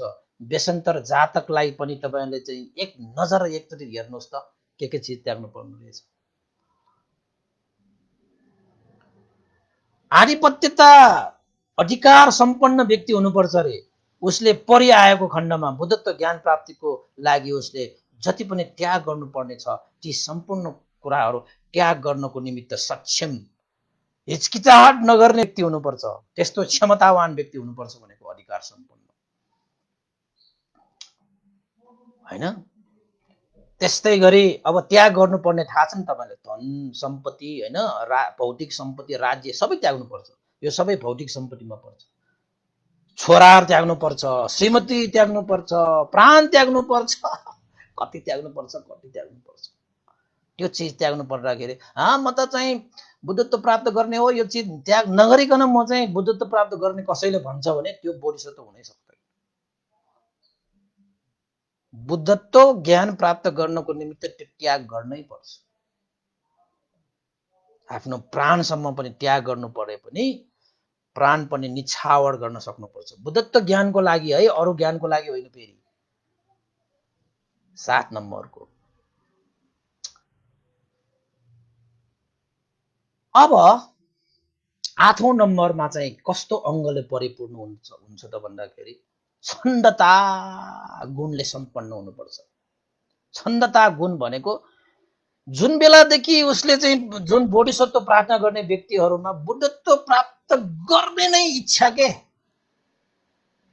प्रबल इच्छा महान उत्साह, त्यो उत्साहमा गर्दै जाँदाखेरि बीचमा नगरौँ कि भन्ने एक सेकेन्ड पनि चित्त नआउने व्यक्ति, त्यस्तो चाहिँ उत्साह उसले जगाएर बुद्धत्व ज्ञानको प्रार्थना गर्ने व्यक्तिहरू चाहिँ बोधिसत्व हुन सक्छ। छन्दता एकदमै प्रबल इच्छा के म गरेरै छाड्छु, म बुद्धत्व प्राप्त गरेर यो संसारको उद्धारै गर्छु भन्ने भित्रै हृदयदेखि चाहिँ त्यो छन्द त्यो इच्छा महान उत्साह प्रस्फुटन भएको के। जसरी चाहिँ ठुला जङ्गलहरूमा भित्र चाहिँ मजाले जल बसेर त्यो पहाडको भित्रबाट उकुस मुकुस भएर त्यो जलहरू चाहिँ पहाडी फोडेर चाहिँ मुहान भएर निस्किन्छ नि हो। त्यसरी नै हृदयमा त्यो बुद्धत्व प्राप्त गर्ने त्यो मुहान फुटेको के त्यस्तो छन्दता हुनुपर्छ भगवान बुद्ध बन्नको निमित्त बोधिसत्वले प्रार्थना गर्दाखेरि। ल यो 8वटा अङ्गहरू चाहिँ बोधिसत्वका आधारभूत तत्त्वहरू, बोधिसत्वहरूको आधारभूत 8वटा अङ्गहरू। यसलाई तपाईले राम्रोसँग मानस पतलमा राखिराख्नुहोस्। यस्ता व्यक्तिहरू चाहिँ बोधिसत्व पक्कै हुन्छ, यसमा कुनै डाउट छैन, कुनै शङ्का छैन, कुनै आशंका छैन, सिधा छ। हेर्नुहोस् त अब तपाई पनि मनुष्य भएर जन्मिनु पर्यो, त्यसमाथि पुरुष भएर जन्मिनु पर्यो, अरहन्त हुन सक्ने क्षमतावान हुनु पर्यो, भगवान बुद्धकै दर्शन हुनु पर्यो। अहिले त शासन मात्रै छ, बुद्धकै सामुन्ने तपाई चाहिँ प्रार्थना गर्नु पर्यो, प्रवज्ञा भइसक्नुपर्छ, गुण सम्पत्ति पञ्च अभिज्ञा र समापति लाभी हुनुपर्छ, अधिकार सम्पन्न, त्याग गर्नु पर्यो त्याग गरौला भन्ने चाहिँ क्षमता हैन वृद्धि हुनुपर्छ, र छन्दता इच्छा त्यो बुद्धत्व प्राप्त गर्ने मुहान फुटेको के हृदयमा। त्यस्तो पो त बोधिसत्व भने यस्तो हो के, साधारण व्यक्ति होइन बोधिसत्व हुनु हैन।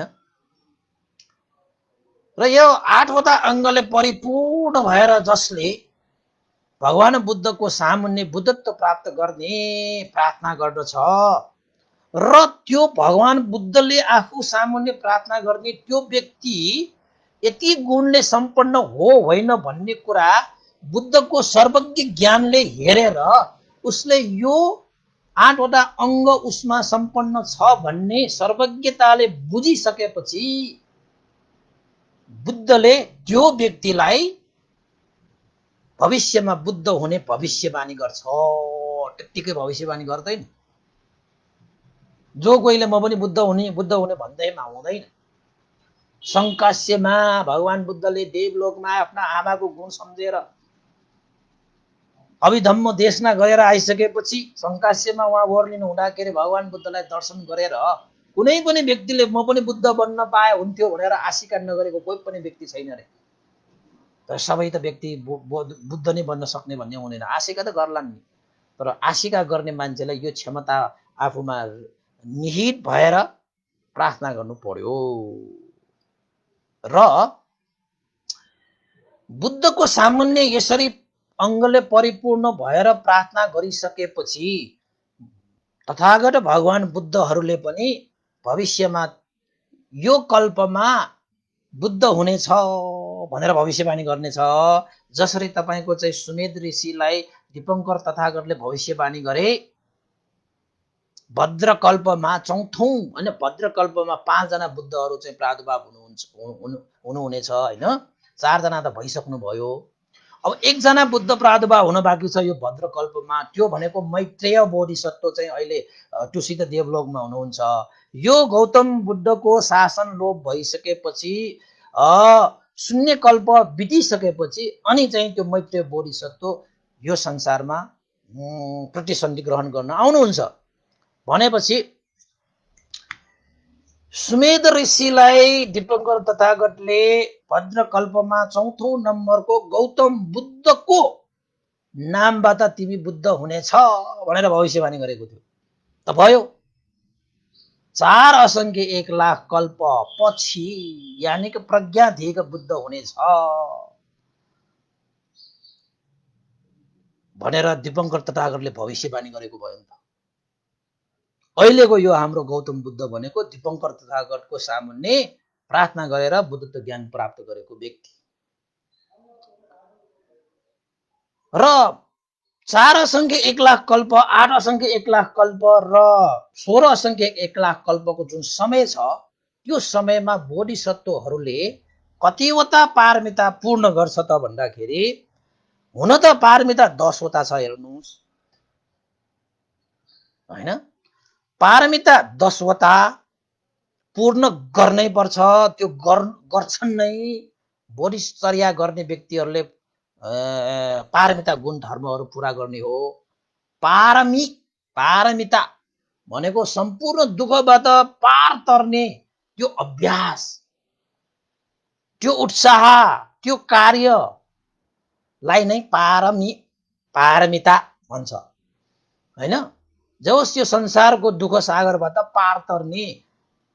पार तर्नको निमित्त गर्नुपर्ने कार्यलाई पारमिता भनिन्छ। र बोधिसत्वहरूले 10 पारमिता है 10 उपपारमिता है 10 परमत्थ पारमिता यसरी पारमितालाई पनि 3 भागमा विभाजन गर्यो भने चाहिँ 10 पारमिता 10 उपपारमिता 10 परमत्थ पारमिता भनेको जम्मा 30 वटा पारमिता पूरा गर्नुपर्छ। हुन त समग्र हामीले चाहिँ 10 पारमिता हो हैन। तर त्यो पारमितालाई पनि अब त्यसलाई चाहिँ खण्डन गर्दाखेरि अर्को उपपारमिता र परमत्थ पारमिता बन्छ। अब पारमिता भनेको उपपारमिता भनेको र परमत्थ पारमिता भनेको के है। पारमिता गुण धर्म सम्पादन गर्दाखेरि बोधिसत्वहरूले भौतिक त्याग जति पनि भौतिक चिजहरू छन् ती सम्पूर्ण कुराहरूलाई त्याग गर्ने अभ्यासलाई पारमिता भनिन्छ। के भनिन्छ? जस्तै धन सम्पत्तिहरू त्याग्ने राज्य सुखहरू त्याग्ने हैन भौतिक सुखहरू त्याग्ने, श्री सम्पत्तिहरू त्याग्ने, यस्ता कुराहरू त्याग्नेलाई चाहिँ पारमिता गुण धर्महरू भनिन्छन्। जुन पारमितामा भौतिक चिजहरू मात्रै त्याग हुन्छन्। त्यसपछि उपपारमितामा चाहिँ कस्तो त्याग हुन्छ त भन्दाखेरि शारीरिक अङ्ग प्रत्यङ्ग पनि त्याग हुन्छ। त्यो बाहिरी कुराहरू मात्रै त्याग हुने होइन, त्यो त हाम्रो शरीरको अङ्ग प्रत्यङ्ग नै त्याग गर्ने त्यो पारमिता, त्यो कार्यविधिलाई, त्यो बोधी चर्यालाई चाहिँ के भनिन्छ त भन्दाखेरि उपपारमिता भनेर भनिन्छ। उपपारमितामा शारीरिक अङ्ग प्रत्यङ्ग पनि त्याग्नुपर्छ। र परमत्थ पारमितामा कस्तोसम्म त्याग हुन्छ त भन्दाखेरि आफ्नो यो जीवन, आफ्नो यो प्राणसम्म पनि त्याग गर्नुपर्छ। प्राणसम्म पनि पर्यो भने त्याग गर्न सक्नुपर्छ। कसको लागि? परहित उपकारको लागि त्याग गरेर सर्वज्ञ बुद्धत्व प्राप्त गर्ने उद्देश्य राखेर त्याग गर्ने हो। त्यो त्यत्तिकै त्याग गर्ने हो। त्यत्तिकै हामीले चाहिँ फेरि त्याग गर्ने पनि त्यो भौतिक चिजहरू चाहिँ मन नपरेर त्यागेको होइन, शारीरिक अङ्ग प्रत्यङ्ग मन नपरेर त्याग्ने होइन, यो प्राण पनि मन नपरेर त्यागेको होइन। सबै चिज मन पर्छ तै पनि त्यागेको। मन परेको चिज त्यागेको पो त्याग त, मन नपरेको चिज त सबैले त्याग्छन्। तपाईँले त्याग्नु भएन, घिन्न मान्नुहोस्, म भन्छु है, तपाईँले सिङ्गान फ्याँक्नुहुन्छ नि, त्याग्नु भएको होइन। त्यस्तो चाहिँ अब सिङ्गान भनेको कसलाई मनपर्छ? त्यागेको छ, दिनदिनी त्यागेको छ, दिनदिनी त्यागेको छ होइन, त्यस्तोलाई त्याग भन्दैन। त्यो पारमितामा गनिँदैन। त्यो त्याग त त्यागै हो, तर पारमितामा गनिँदैन। त्यस्तो आफूलाई प्रिय लाग्ने, आफूलाई चाहिने जुन विषय छ, मनपर्ने चिजलाई पनि परहित उपकारको लागि त्याग गर्ने चिज चाहिँ पारमितामा गनिन्छ कि। अब तपाईँको यो चाहिँ शरीरमा अङ्ग प्रत्यङ्ग तपाईँलाई मन नपरेर त्याग्नु भयो। ल अब हातमा रोग लाग्यो अरे, अब तपाईँले काटेर फ्याँक्नु भयो अरे, ए यो हात त मलाई मनै परेन, काटेर फ्याँक्नु भयो अरे, कसैलाई दानै दिनु भयो अरे, ल त्यो चिज चाहिँ पारमितामा गनिन्छ। आफूलाई चाहिने, आफूलाई मनपर्ने चिजलाई चाहिँ परहित उपकार र सर्वज्ञताको लागि त्याग गर्ने विषयलाई मात्रै पारमितामा गनिन्छ। त्यस्तै प्राण पनि, अब मान्छेहरूले प्राण पनि कति त्याग गर्छन्, आत्महत्या गर्छन्, सुसाइड गर्छन् होइन, कति गर्छन्।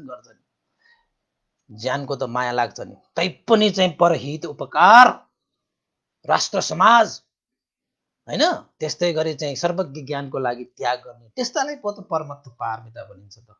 त्यस्तालाई चाहिँ पारमितामा गनिन्छ भनेको हो होइन। अब पारमितामा गनिने त्याग र नगनिने त्याग पनि तपाईँहरूले बुझ्नुभयो होला। त्यसैले तपाईँले चाहिँ त्याग गर्नु पर्दाखेरि चाहिँ आफूलाई मनपर्ने त्याग्नुपर्छ है। त्यसैले मात्र तपाईँले त्यागी भन्छ कि, मनै नपर्ने गरी त्यागेर त के त्यागिरे। अब हामी अब गृहस्थी पन्थीहरू, हामीलाई पनि चाहिँ बुबा आमाको सम्मान छ, मनमा मैत्री छ, करुणा छ, धन सम्पत्ति होइन, त्यो पनि हामीले मलाई त मनै परेन छ्या भनेर त्यागेर आएको होइन नि। सबै चिज मनपर्छ, तैपनि त्यो चिजहरूलाई तिताञ्जली दिएर सर्वज्ञ ज्ञानको खोजीमा बहुजन हित उपकारको निमित्त जीवन त्यागेको पारमितामा गनिन्छ नि, पारमितामा गनिन्छ यस्तो चाहिँ जीवनमा। अब यो कुरा पनि सक्यो होइन।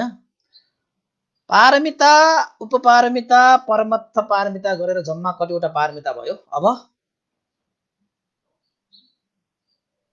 30वटा पारमिता भयो। तर नामाङ्करण गर्दाखेरि चाहिँ जम्मा टुक्र्याउँदाखेरि होइन, यसलाई चाहिँ संक्षिप्त रूपमा होइन, विस्तृत रूपमा चाहिँ 30वटा। तर हामीले पारमिता गुण धर्म भन्दाखेरि 10 पारमिता भन्नुपर्छ। त्यही 10वटा पारमितालाई उपपारमिता र परमत्थ पारमिता गरेर 30वटा पारमिता हुने। तर बोधिसत्वहरूले बुद्धत्व ज्ञान प्राप्त गर्नको निमित्त 10वटा पारमिता पुरा गर्नुहुन्छ।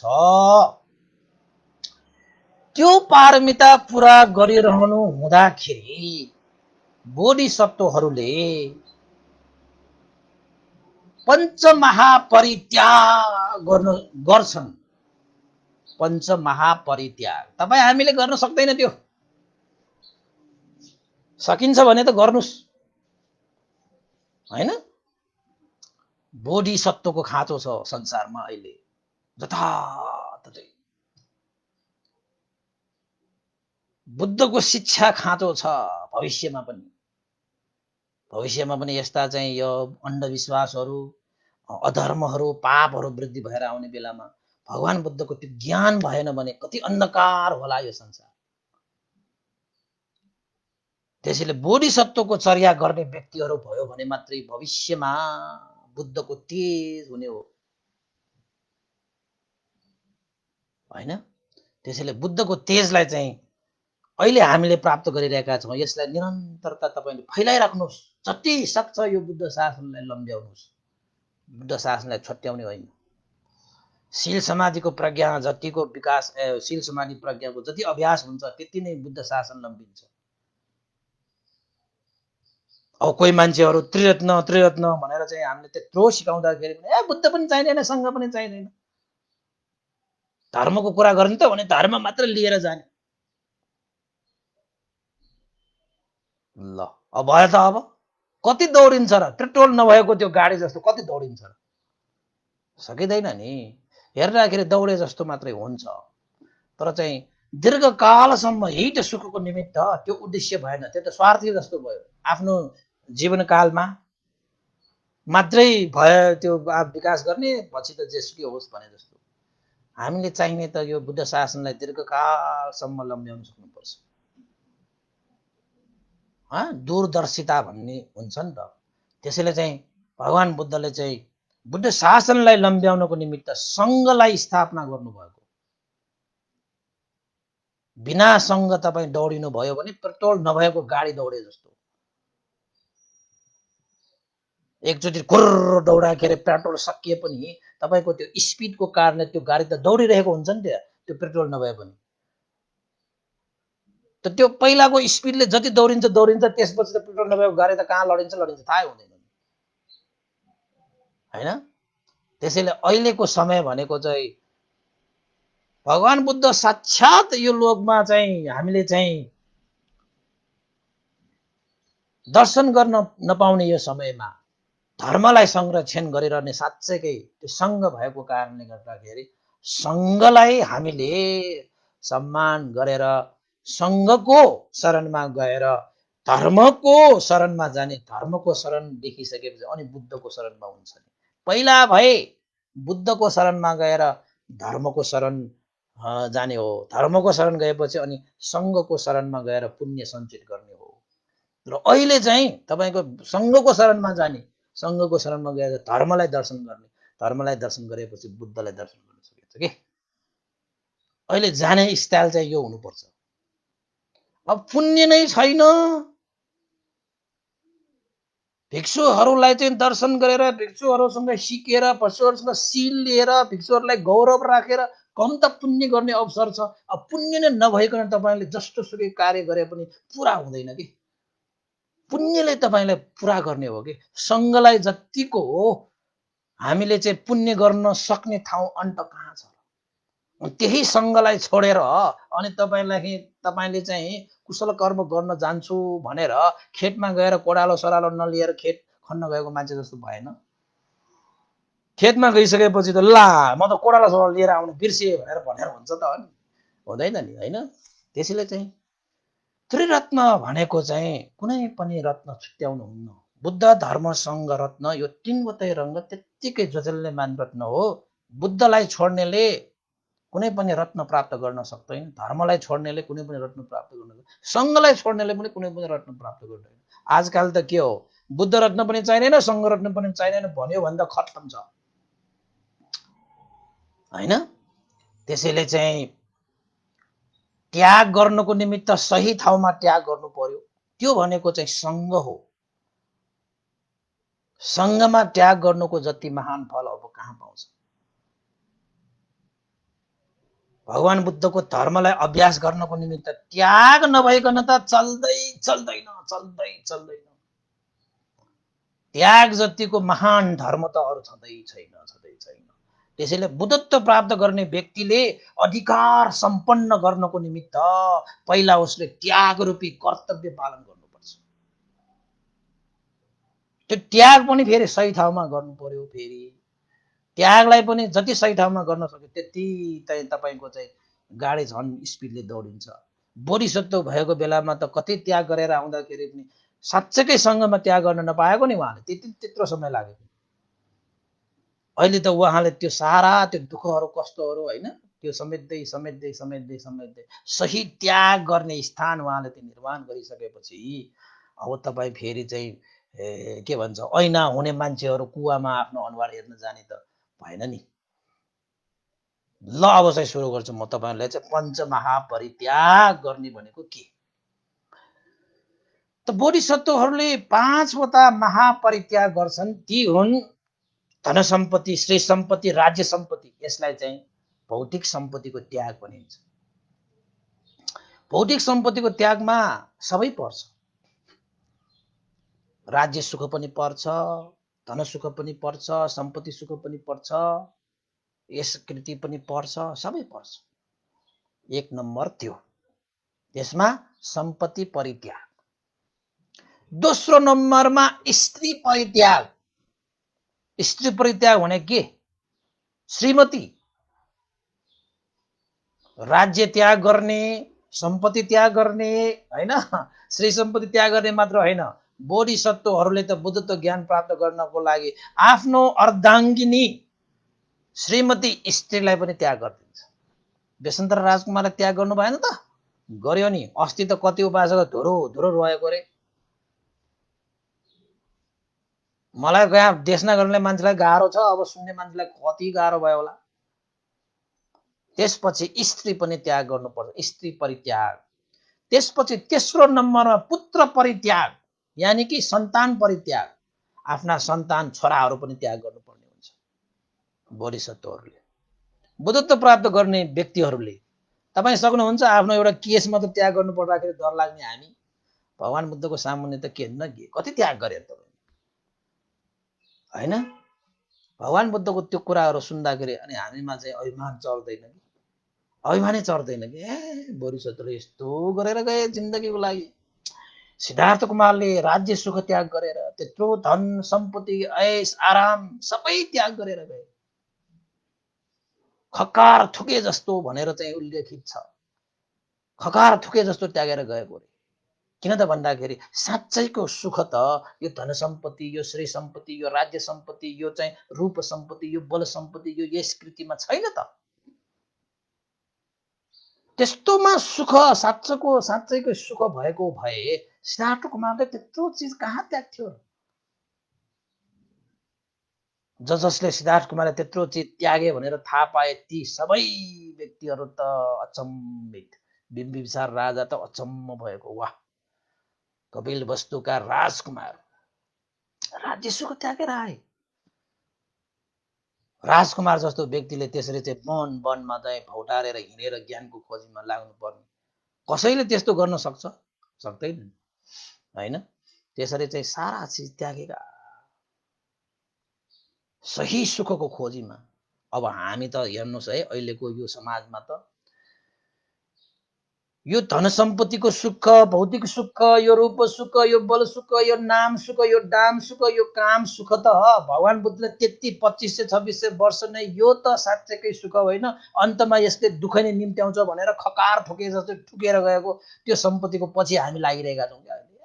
दौडा दौड दौडा दौड। त्यसको लागि तपाईलाई इज्जत सिज्जत भन्ने छैन हैन। स्वास्थ्यको ख्याल छैन, इज्जतको ख्याल छैन, प्रतिष्ठाको ख्याल छैन। त्यही धन सम्पत्तिमा लागेको छ। भ्रष्टाचार गरेर, बेइमान गरेर, असत्यवादी भएर, चोरी गरेर, डकैती गरेर, नाना थरीका गरेर त्यही सुखको मा खोजी गरेको। जुन सुख 2500-2600 वर्ष अगाडि त हे मान्छेहरू, हे मनुवाहरू, यसमा साँच्चैकै सुख छैन, यो त दुःख रहेछ त।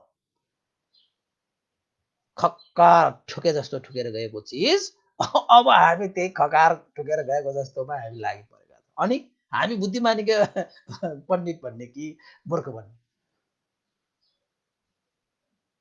भगवान बुद्धले त त्यस्तो भोग गरेर जति सुख भोग गर्नु भोग गरेर पनि आफूले अनुभव गरेको कि छैन रहेछ। अब हामी अनुभवै गरेको छैन अनि त ज्ञान छैन किन नहोला र भनेर त्यसमै लागि परेको, त्यागेर गए, स्त्री पनि त्यागेर गए, छोरा पनि त्याग्नु पर्यो, 3वटा भयो होइन।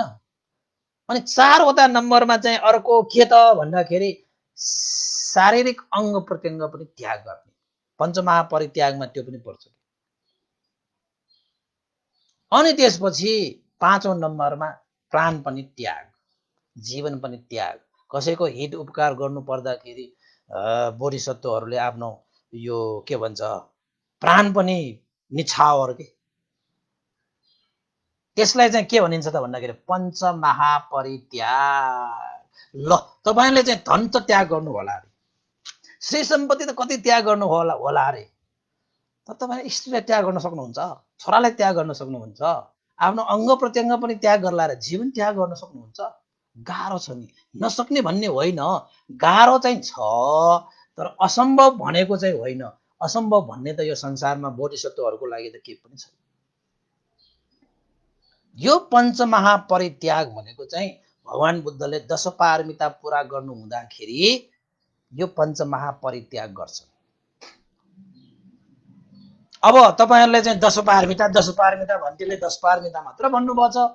यो पारमिता 10 पारमिता पनि त अलिकति व्याख्या गरिदिनु पर्यो, अलिकति तपाईले सुनाउनु पर्यो नि, केही त एउटा कमसे कम चाहिँ नामाङ्करण भए पनि त गरिदिनु पर्यो।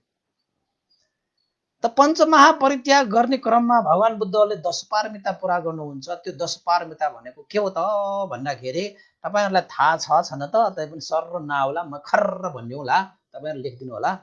दान पारमिता सबभन्दा महत्त्वपूर्ण पारमिता भनेको सुरुमा बोधिसत्व सुमेध ऋषिले चाहिँ के सोध्नु भयो त, भगवान बुद्धले भविष्यवाणी गरिसकेपछि अतीतमा भगवान बुद्धहरूले बुद्धत्व ज्ञान प्राप्त गर्नको निमित्त पारमिता गुण धर्म सम्पादन गर्नु हुँदाखेरि कुन चाहिँ पारमितालाई सर्वप्रथम सम्पादन गर्नुभयो भनेर सोध्नु हुँदाखेरि दान पारमिता। जबसम्म त्याग चित्त वृद्धि हुँदैन तबसम्म के पनि वृद्धि हुँदैन। 10वटा पारमितामा सबभन्दा पहिलो पारमिता भनेको के हो? दान पारमिता। दान गर्ने स्वभाव वृद्धि भयो भने तपाईमा जिन्दगीमा धर्म वृद्धि भएर आयो। त्याग वृद्धि भयो भने तपाईको जीवनमा धर्म वृद्धि भएर आए। धर्म गर्ने तर त्याग नगर्ने त्यस्ता व्यक्तिहरूले कहिले पनि धर्म गर्न सक्दैन। उसमा श्रद्धा वृद्धि भयो भने, प्रज्ञा वृद्धि भयो भने दान गर्न थाल्छ। ऊ लोभ गर्दैन। धन सम्पत्ति, श्रेय सम्पत्ति, शारीरिक सम्पत्ति, मानसिक सम्पत्ति, प्राण जे पनि दान दिनको निमित्त तयार भएर आउँछ। धर्मचित्त साँच्चै बोध भएर आउने व्यक्तिहरूले चाहिँ कुनै चिजमा आसक्त भएर बस्दैन। त्यसैले बोधिसत्वहरूले चाहिँ 10 पारमिता गर्दाखेरि सबभन्दा पहिलो पारमिता दान पारमिता, त्यसपछि शील पारमिता, त्यसपछि नैष्क्रम्य पारमिता। नैष्क्रम्य पारमिता भनेको चाहिँ घरै त्यागेर जाने कि प्रभुजित भएर जाने, गृहस्थी भावमा नबस्ने, सबै चिज राजपाट सबै त्यो हाम्रो बोधिसत्वले त्यागेर गएको जस्तो। ओहो मेरो त कान चिलायो, के रोग लाग्छ भन्छ होइन, कान चिलायो भने त्यसो भइरहेछ क्या। नैष्कर्म्य पारमिता 3वटा भयो। त्यसपछि 4औं नम्बरमा प्रज्ञा पारमिता, ज्ञानको पारमिता। त्यसपछि 5औं नम्बरमा वीर्य पारमिता। 6औं नम्बरमा शान्ति पारमिता। वीर्य भनेको थाहा छ नि तपाईलाई, उत्साह। नैष्कर्म्य भनेको चाहिँ गृह त्याग गरेर जाने। अब तपाईलाई दान भनेको थाहा पायो। शील भनेको नियमहरू हैन, आचरणहरू हैन। प्रज्ञा भनेको त ज्ञान, वीर्य भनेको उत्साह, जोश जाँगर हैन। शान्ति भनेको चाहिँ अब यसलाई चाहिँ शान्ति पारमिता भनेको धैर्यता, सहनशीलता, यसलाई पनि यसरी पनि व्याख्या गर्नुहुन्छ। शान्ति भनेको चाहिँ सहन सक्ने क्षमताशीलता। अब सत्य पारमिता भनेको त थाहै छ। सत्य भनेको चाहिँ असत्य नहुने, सत्यमै लाग्ने, शरीरबाट, वचनबाट, मनबाट सत्य मार्गमा हिँड्ने पारमिता। अधिष्ठान पारमिता। ओहो, अधिष्ठान पारमिता भनेको त फेरि चाहिँ म यही गर्छु भन्ने संकल्प लिएर कहिले पनि पछाडि नहट्ने स्वभाव के अधिष्ठान पारमिता त हैन, गर्छु भनिसकेको कुरालाई गरेरै छाड्ने अधिष्ठान पारमिता। त्यसपछि 9 नम्बरको पारमिता चाहिँ मैत्री पारमिता। मैत्री पारमिता भनेको सबै प्राणीहरूको जय होस्, मङ्गल होस्, कल्याण होस् भनेर सुख शान्तिको आशिका गर्दै पारमिता पुरा गर्ने मैत्री पारमिता। त्यसपछि उपेक्षा पारमिता, अन्तिम पारमिता, सबभन्दा गाह्रो यो पारमिता। उपेक्षा पारमिता पनि यो चाहिँ के हो त भन्दाखेरि कसैप्रति द्वेष भाव नराख्ने, कसैप्रति भेदभाव नराखिन, सहनशीलता धैर्य राखेर उपेक्षित भावमा तटस्थ भएर दुःख आइपर्दाखेरि पनि त्यस्तै, सुख आइपर्दाखेरि पनि त्यस्तै, दुःख सुखमा कुनै पनि भेदभाव नगरिकन बस कर्म र कर्मको फलमा विश्वास गरेर अगाडि बढ्ने पारमिता, उपेक्षा पारमिता। यो साँच्चै गाह्रो पारमिता हो। यसरी दान शील नैष्क्रम्य प्रज्ञा वीर्य शान्ति सत्य अधिष्ठान मैत्री र उपेक्षा पारमिता भनेर जम्मा 10 वटा पारमिताहरू छन्। यसलाई उपपारमिता र परमत्थ पारमिता गरेर यसै 10 वटा पारमितालाई 30 वटा पारमिता बनाउने हो हैन। यसरी भगवान बुद्ध बन्ने बोधिसत्वहरूले प्रज्ञा के भन्छ प्रज्ञाधिक बोधिसत्व भयो भने यो 10 वटा पारमितालाई पुरा गर्नको निमित्त 4 असंख्य 1 लाख कल्प, श्रद्धाधिक बोधिसत्वहरूले यो 10 वटा पारमिता पुरा गर्दाखेरि 8 असंख्य 1 लाख कल्प, वीर्याधिक बोधिसत्वहरूले यो 10 वटा पारमिता पुरा गर्दाखेरि 16 असंख्य 1 लाख कल्प। र यसलाई चाहिँ टुक्र्याउने हो भने उपपारमिता र परमत्थ पारमिता गर्ने हो भने 30 वटा तिंस पारमिता भनिन्छ कि रत्न सूत्रमा देशना गर्नुभएको छ भगवान हो। यो चाहिँ पारमिता पुरा गर्नु भयो भने तपाईँ पनि बुद्ध, म पनि बुद्ध, उहाँ पनि बुद्ध, त्यहाँ पनि बुद्ध। यो जुन चाहिँ भइरहेको छ नि धेरै कुराहरू छ। बुढाहरू मैले तपाईलाई नभनेकोमा धेरै कुराहरू भन्नलाई मैले चाहिँ यहाँ चाहिँ ल्याएको छु। तपाईलाई अझ एउटा म थपेर तपाईलाई भन्छु, 10 पारमिता अझ एउटा चाहिँ बुद्ध भूमि भन्छ। बुद्ध हुनको निमित्त चाहिने भूमि, गुणधर्म भनेको यो पारमिता पुरा गर्नु हुँदाखेरि बुद्धहरूसँग बोधिसत्वहरूसँग चाहिँ चाहिने बुद्ध भूमि भनेको गुणधर्म भनेको चाहिँ 4 वटा हुन्छ कि फेरि त्यो 4 वटा भनेको चाहिँ बुद्ध भूमि केमा टेकेर यो पारमिता गुण धर्मलाई सम्पादन गर्दछ भन्दाखेरि जस्तै यो पृथ्वी यो भूमि हैन सबैको आधार हो। यो पृथ्वी भएन भने हामी के को आधारमा बाँच्ने, के को आधारमा रहने। भूकम्प आउँदाखेरि देख्नु भएन धन सम्पत्ति कहाँ गयो, श्री सम्पत्ति कहाँ गयो भूकम्प आयो भने, पृथ्वी नै हल्लेपछि। त्यस्तै गरी अब यो बुद्ध भूमि भनेको यो 4 वटा भूमि छन् उहाँहरूको हैन, गुण धर्महरू छन्। त्यो गुण धर्म टेकेर उहाँले यो चाहिँ पारमिता गुण सम्पादन गर्नुहुन्छ। त्यो भनेको के हो म तपाईहरुलाई चाहिँ अब सरस्वती व्याख्या गरिदिउँला। धेरै समय त छैन, अहिले 1.5 घण्टा त गइसकेको रहेछ। मलाई त अझै भन्न बाँकी थियो हैन, व्याख्या गर्दा मजा आउने के मलाई त फेरि। अब तपाईहरुलाई चाहिँ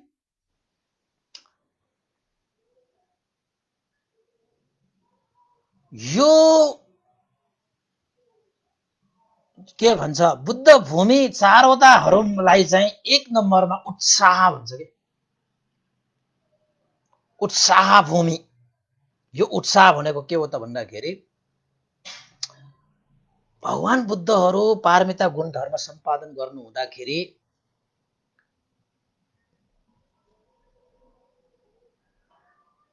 यो उत्साह चाहिँ उहाँहरुकोमा कहिले कमी हुँदैन के।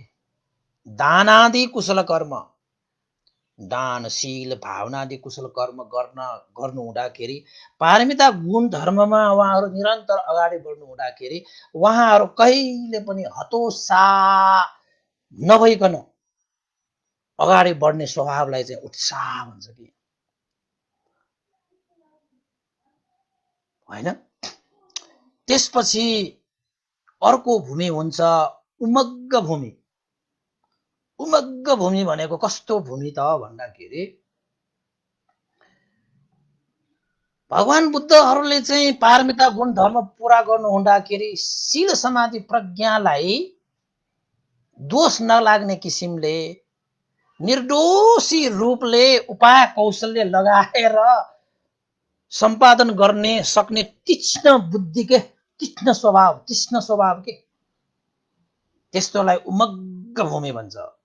बोधिसत्वहरूसँग त्यस्तो तीक्ष्ण स्वभाव हुन्छ कि कुनै पनि चिजमा चाहिँ दोष नलाग्ने किसिमले उनीहरूले उपाय कौशल्य गरेर निर्दोषी रूपले त्यो सम्पादन गर्न सक्ने क्षमता उमग्ग भूमि हुन्छ उहाँहरूसँग। अर्को 3 नम्बरको बुद्ध भूमि भएको अवत्थान भूमि। अवत्थान भनेको चाहिँ कस्तो भन्दाखेरि जस्तो सुकै पारमिता गुण धर्महरू दानदेखि लिएर उपेक्षा पारमितासम्म सम्पादन गर्नु हुँदाखेरि यो चाहिँ अवत्थान भूमि भनेको चाहिँ बोधिसत्वहरूले जस्तो सुकै विघ्न बाधा आए तापनि आफ्नो गुण धर्महरूलाई निश्चल रूपले सम्पादन गर्न के ए विघ्न बाधा आयो ल भइआयो अन्तराय आउनु भयो भनेर त्यसलाई छाड्ने भन्ने हुँदैन। बोधिसत्वहरूले जस्तो सुकै विघ्न बाधा आओस् होइन, तपाईँहरूको भाषामा दिन दशा नै आओस् न, त्यही पनि बोधिसत्वहरूको जुन चाहिँ अब गुण धर्महरूलाई निश्चल रूपले चाहिँ सम्पन्न गरेर छाड्छ कि यो गर्ने भनेपछि उनीहरूले बोधिसत्वहरूले चाहिँ गरेर छाड्नुहुन्छ कि होइन। यो पनि एउटा तेस्रो नम्बरको भूमि भयो। अर्को एउटा चाहिँ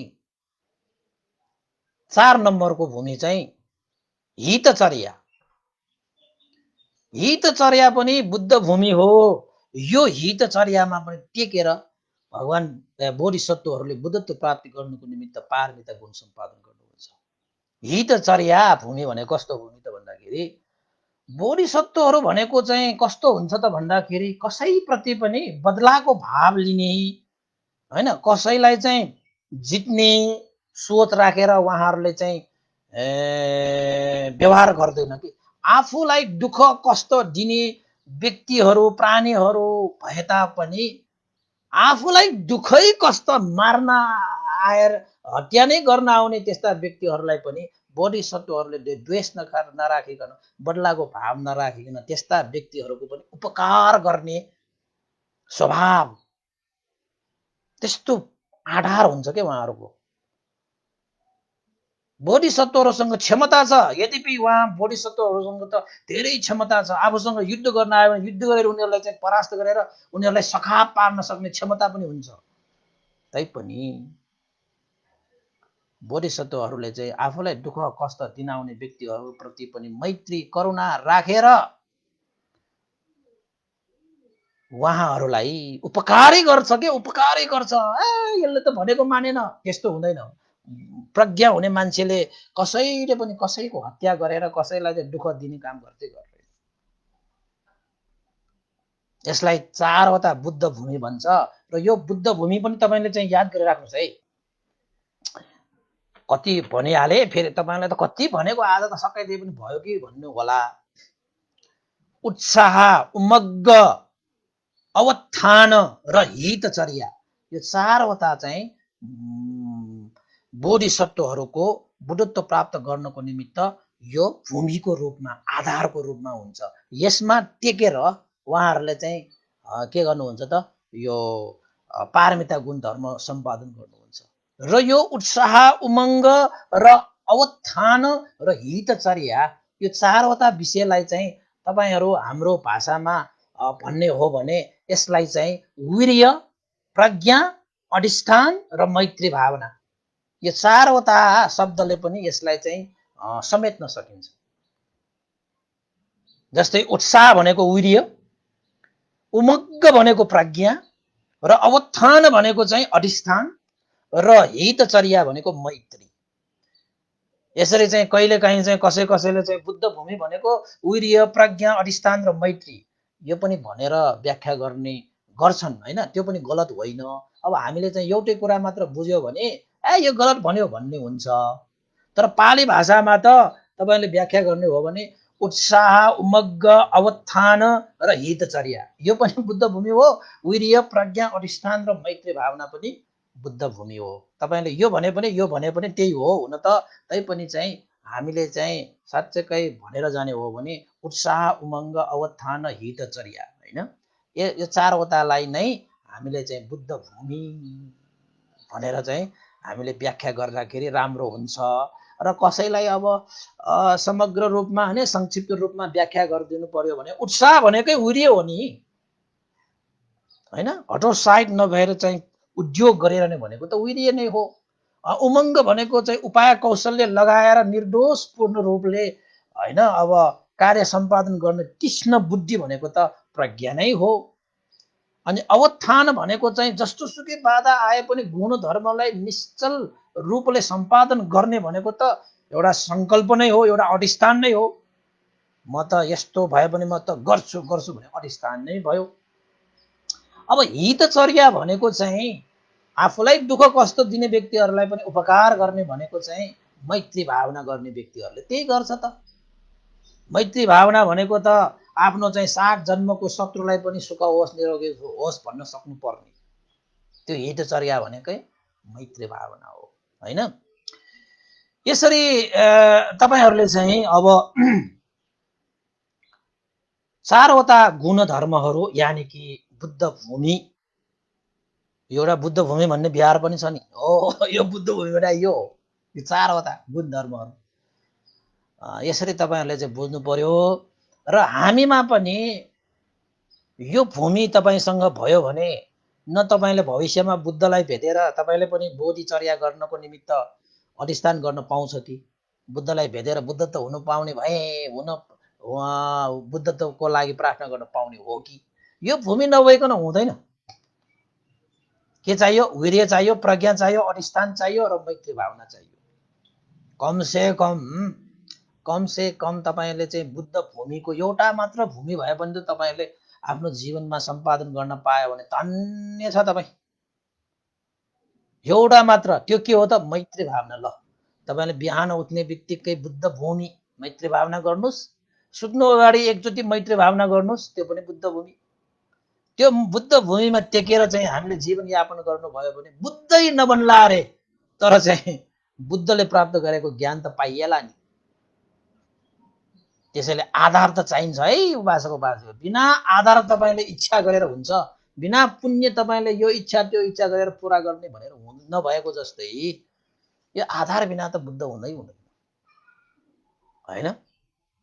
त्यसैले यो आधारमा टेकेर भगवान बोधिसत्वहरूले बुद्धत्व ज्ञान प्राप्त गर्ने बुद्धहरूले चाहिँ तीनवटा चर्या गर्नुहुन्छ के बुद्धत्व ज्ञान प्राप्त गरिसकेपछि। लोकत्थचर्या, ज्ञातत्थचर्या र बुद्धत्थचर्या, तीनवटा चर्या गर्छन्। लोकत्थचर्या भनेको यो लोक सारा लोकलाई उद्धार गर्ने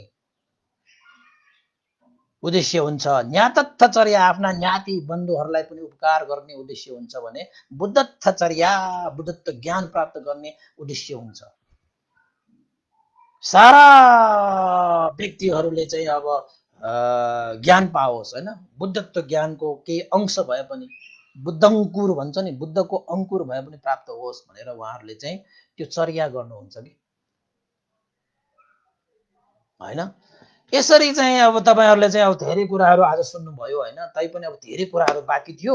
अब समय धेरै गयो भने फेरि यो त फेरि तपाईले कथा जस्तो होइन, यो त पाइँट भएको कारणले बोधिसत्व कथा हैन, बोधिसत्व हुनुको निमित्त चाहिँ यो चर्याहरू हुनुपर्छ। र यो चर्या गर्नको निमित्त पनि हामीसँग चाहिँ के चाहिन्छ भन्ने गुण धर्मको विकास पनि हुनुपर्छ भन्ने पनि हामीले जानियो। र यो गौतम बुद्धले पनि यही सम्पूर्ण कुराहरूलाई सम्पादन गरेर आइसकेपछि बुद्ध बन्नुभएको हो। अब भविष्यमा आउने बुद्धहरू, गौतम बुद्धले 10 जना चाहिँ बोधिसत्वहरू हैन बुद्ध हुने भविष्यवाणी गर्नुभएको थियो। त्यसमध्येमा सबभन्दा पहिलो मैत्रेय बोधिसत्व हुनुहुन्छ र मैत्रेय बोधिसत्वले पनि यही सम्पूर्ण यो पारमिताहरू पूरा गरेर अहिले तुसित देवलोकमा बसिरहनु भएको छ। त्यही टुसित देवलोकमा बसिरहने त्यो बोधिसत्व नै पछि आएर चाहिँ मैत्रेय बुद्धको रूपमा चाहिँ उहाँले चाहिँ संसारमा जन्म लिनुहुने हो हैन। त्यसैले उहाँ मैत्रेय बोधिसत्वले चाहिँ अरू बोधिसत्वहरूले भन्दा एउटा विशेष पारमिता पुरा गर्नुभएको छ। त्यही भएर मैत्रेय बोधिसत्व चाहिँ विशेष छ। मैत्रेय बोधिसत्व चाहिँ कति समय लगाएर यो संसारमा प्रादुर्भाव हुने त भन्दाखेरि 16 असङ्ख्य 1 लाख कल्पसम्म पारमिता पुरा गरिसकेपछि यो संसारमा प्रादुर्भाव हुने भएपछि अब भन्नुहोस् मैत्रेय बोधिसत्व कुन चाहिँ अधिक बोधिसत्व भयो ल त भन्नुहोस् त? प्रज्ञाधिक बोधिसत्व हो कि श्रद्धाधिक बोधिसत्व हो कि वीर्याधिक बोधिसत्व हो ल भन्नुहोस्? मैत्रेय बोधिसत्व हो। कुन चाहिँ अधिक बोधिसत्व थाहा पाउनु भयो नि तपाईले? 16 असङ्ख्य 1 लाख कल्प भनेपछि त उहाँ मैत्रेय बोधिसत्व हो। मैत्रेय बुद्ध भनेको चाहिँ वीर्याधिक बुद्ध भयो कि भएन? भयो नि। त्यसैले हामीले एउटा कुरा के थाहा पाउनुपर्छ त भन्दाखेरि वीर्याधिक बोधिसत्व भएको कारणले गर्दाखेरि 16 असङ्ख्य 1 लाख कल्पसम्म उहाँले चाहिँ पारमिता पुरा गरिरहनु भएको छ भनेपछि अब अहिले उहाँ त तुसित देवलोकमा पुग्नुभयो। अब उहाँको त पारमिता पूर्ण भइसकेको छ। अब त मात्र उहाँले चाहिँ समयलाई मात्र पर्खिरहनु भएको छ भनेपछि अहिलेको जुन चाहिँ यो गौतम बुद्ध भन्दा पनि पहिले उहाँले चाहिँ पारमिता गुण धर्म चाहिँ पुरा गरिरहनु भएको। किन त भन्दाखेरि गौतम बुद्धले त तपाईको 4 असङ्ख्य 1 लाख कल्पपछि उहाँ त बुद्ध नै हुनुभयो एकचोटि हैन। प्रज्ञाधिक भएको कारण धेरै समय लागेन उहाँलाई। भनेपछि मैत्री बोधिसत्व त तपाईको चाहिँ 16 असङ्ख्य 1 लाख कल्प अगाडिदेखि उहाँले त पारमिता पुरा गरिरहनु भएको वीर्याधिक भएको कारणले। ल हेर्नुहोस् त। तर उहाँ चाहिँ अगाडि पारमिता पुरा गरे तापनि उहाँ चाहिँ ढिला हुनुभयो बुद्धत्व प्राप्त गर्नको निमित्त। किन त? वीर्यलाई मात्रै अधिक राखेर पारमिता पुरा गर्नुभएको कारणले गर्दाखेरि। त गौतम बुद्ध त तपाईको त प्रज्ञालाई अधिक राखेको कारणले चाहिँ छोटो समयमा नै उहाँले चाहिँ बुद्धत्व ज्ञान प्राप्त गर्नुभयो हैन। त्यसैले चाहिँ प्रज्ञालाई चाहिँ अगाडि सार्न सक्नेहरू चाहिँ चाँडो पुग्छ। श्रद्धालाई चाहिँ मध्यम, वीर्य चाहिँ अलिकति अझै पर हैन।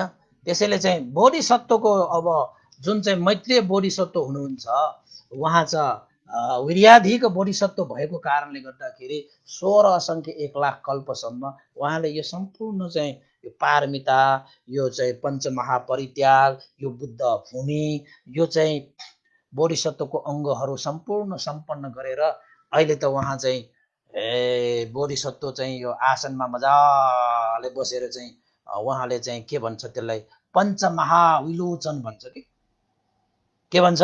फेरि मैले थपेँ, फेरि तपाईँलाई यताउता होला, फेरि नथपाउँ कि क्या हो?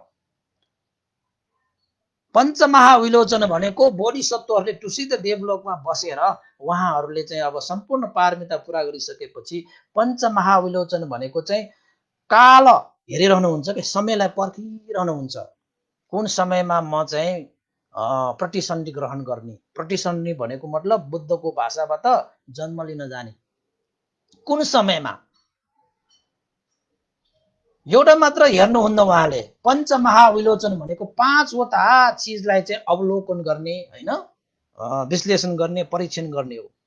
काल समयलाई हेर्नुहुन्छ हैन। त्यसपछि द्वीप, कुन चाहिँ द्वीपमा? भगवान बुद्धले त जम्बुद्वीपमा हेर्नुहुन्छ। जम्बुद्वीपमा त सबै पर्छ तपाईको नेपाल, इन्डिया, भारत, श्रीलङ्का, पाकिस्तान, अफगानिस्तान, किर्गिस्तान, त्यसपछि भुटान, अब यतापट्टि हेर्ने हो भने त बङ्गलादेश, थाइल्यान्ड, बर्मा हैन। यसो हात फैलाएर त्यहाँ सुत्नु भएको छ नि त। यो चाहिँ हिमालय प्रदेशलाई शिर राखेर चाहिँ दायाँ हात बायाँ हात फैलाएर चाहिँ हैन श्रीलङ्कातिर यस्तो द्वीपमा खुट्टा राखेर बस्नु भएको छ नि। उहाँले जति पनि यो हात राखेर चाहिँ फैलाएर बस्नु भएको छ। हुन त मुख्यत जम्बुद्वीप भनेको त हाम्रो नेपाल, भारत हैन, पाकिस्तान, श्रीलङ्का हैन, यिनीहरू चाहिँ मुख्य हुन् भने हातबाट यतापट्टि त भुटान हैन, बङ्गलादेश यता के पर्छ। यिनीहरू पनि पढ्न जान्छ यो जम्बुद्वीपमा, उतापट्टिको पनि पढ्न जान्छ। तपाईको प्राय गरी चाहिँ एसिया राष्ट्रहरू चाहिँ प्राय पर्छ। तर मुख्य रूपमा यो चाहिँ इन्डिया अहिलेको हिसाबबाट है, त्यति बेला चाहिँ जम्बूद्वीप भन्छ। अहिले पो जम्बूद्वीपमा पनि त धेरै राज्यहरू थियो त्यति बेला। पछि चाहिँ अब युद्ध गरेर चाहिँ भारत बन्यो, इन्डिया बन्यो होइन। तर हाम्रो नेपाल त नेपालै छ अहिलेसम्म। हाम्रो नेपाल पनि अब एउटा छुट्टै नेपाल भएर उत्पन्न भयो। त्यही चाहिँ हिमालय प्रदेशको शिरको तलको जति पनि फाँटहरू छन् त्यो सबै जम्बूद्वीप हुन्। त्यसैले चाहिँ काल समयलाई हेर्नुहुन्छ, द्वीपलाई हेर्नुहुन्छ, अनि देशलाई पनि हेर्नुहुन्छ कि भगवान बुद्धले कुन देशमा म जन्म लिउँ। त्यति बेलाको जम्बूद्वीपमा थुप्रै देशहरू हुन्छन्। हेर्नुहोस् त भगवान बुद्ध नेपाललाई कतिसम्म चाहिँ चुनेको, कपिलवस्तुलाई कतिसम्म चुनेको। कपिलवस्तु त अब नेपालमा छ नि। अहिले हामीले भगवान बुद्धलाई चाहिँ त्यस्तो चाहिँ मान्यता दिएन, भगवान बुद्धको शिक्षा पालन गरे भने भगवान बुद्ध हाम्रो देशमा जन्मिँदैन पछि फेरि। अनि भगवान बुद्ध जन्मिएको भनेर मात्रै गर्व मात्र गरेर मुखे चाहिँ त्यो प्रचार मात्र गरेर हुन्छ?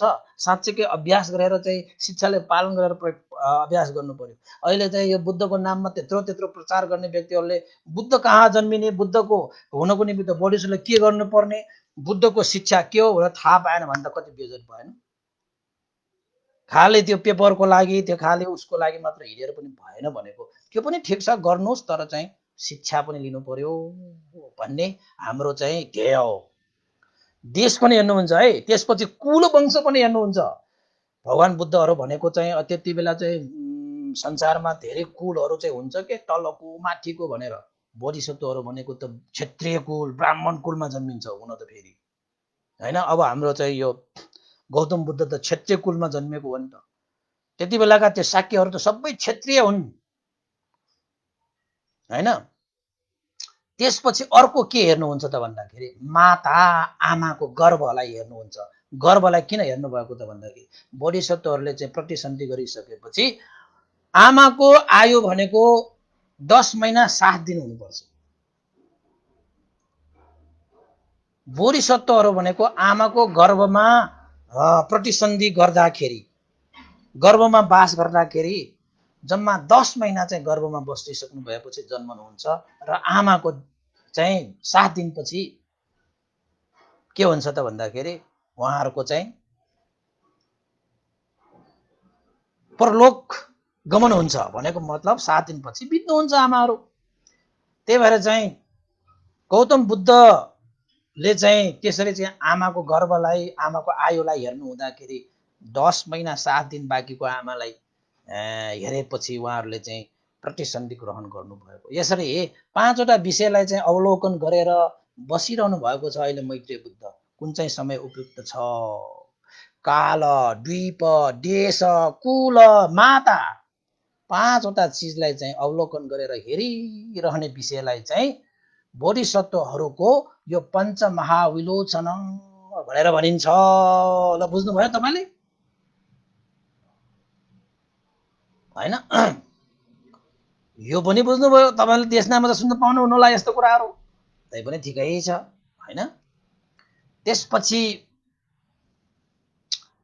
सबै कुराहरूको चाँजो बाजो मिलिसकेपछि अनि बोधिसत्वहरूले चाहिँ प्रतिसन्धि ग्रहण गर्ने हो।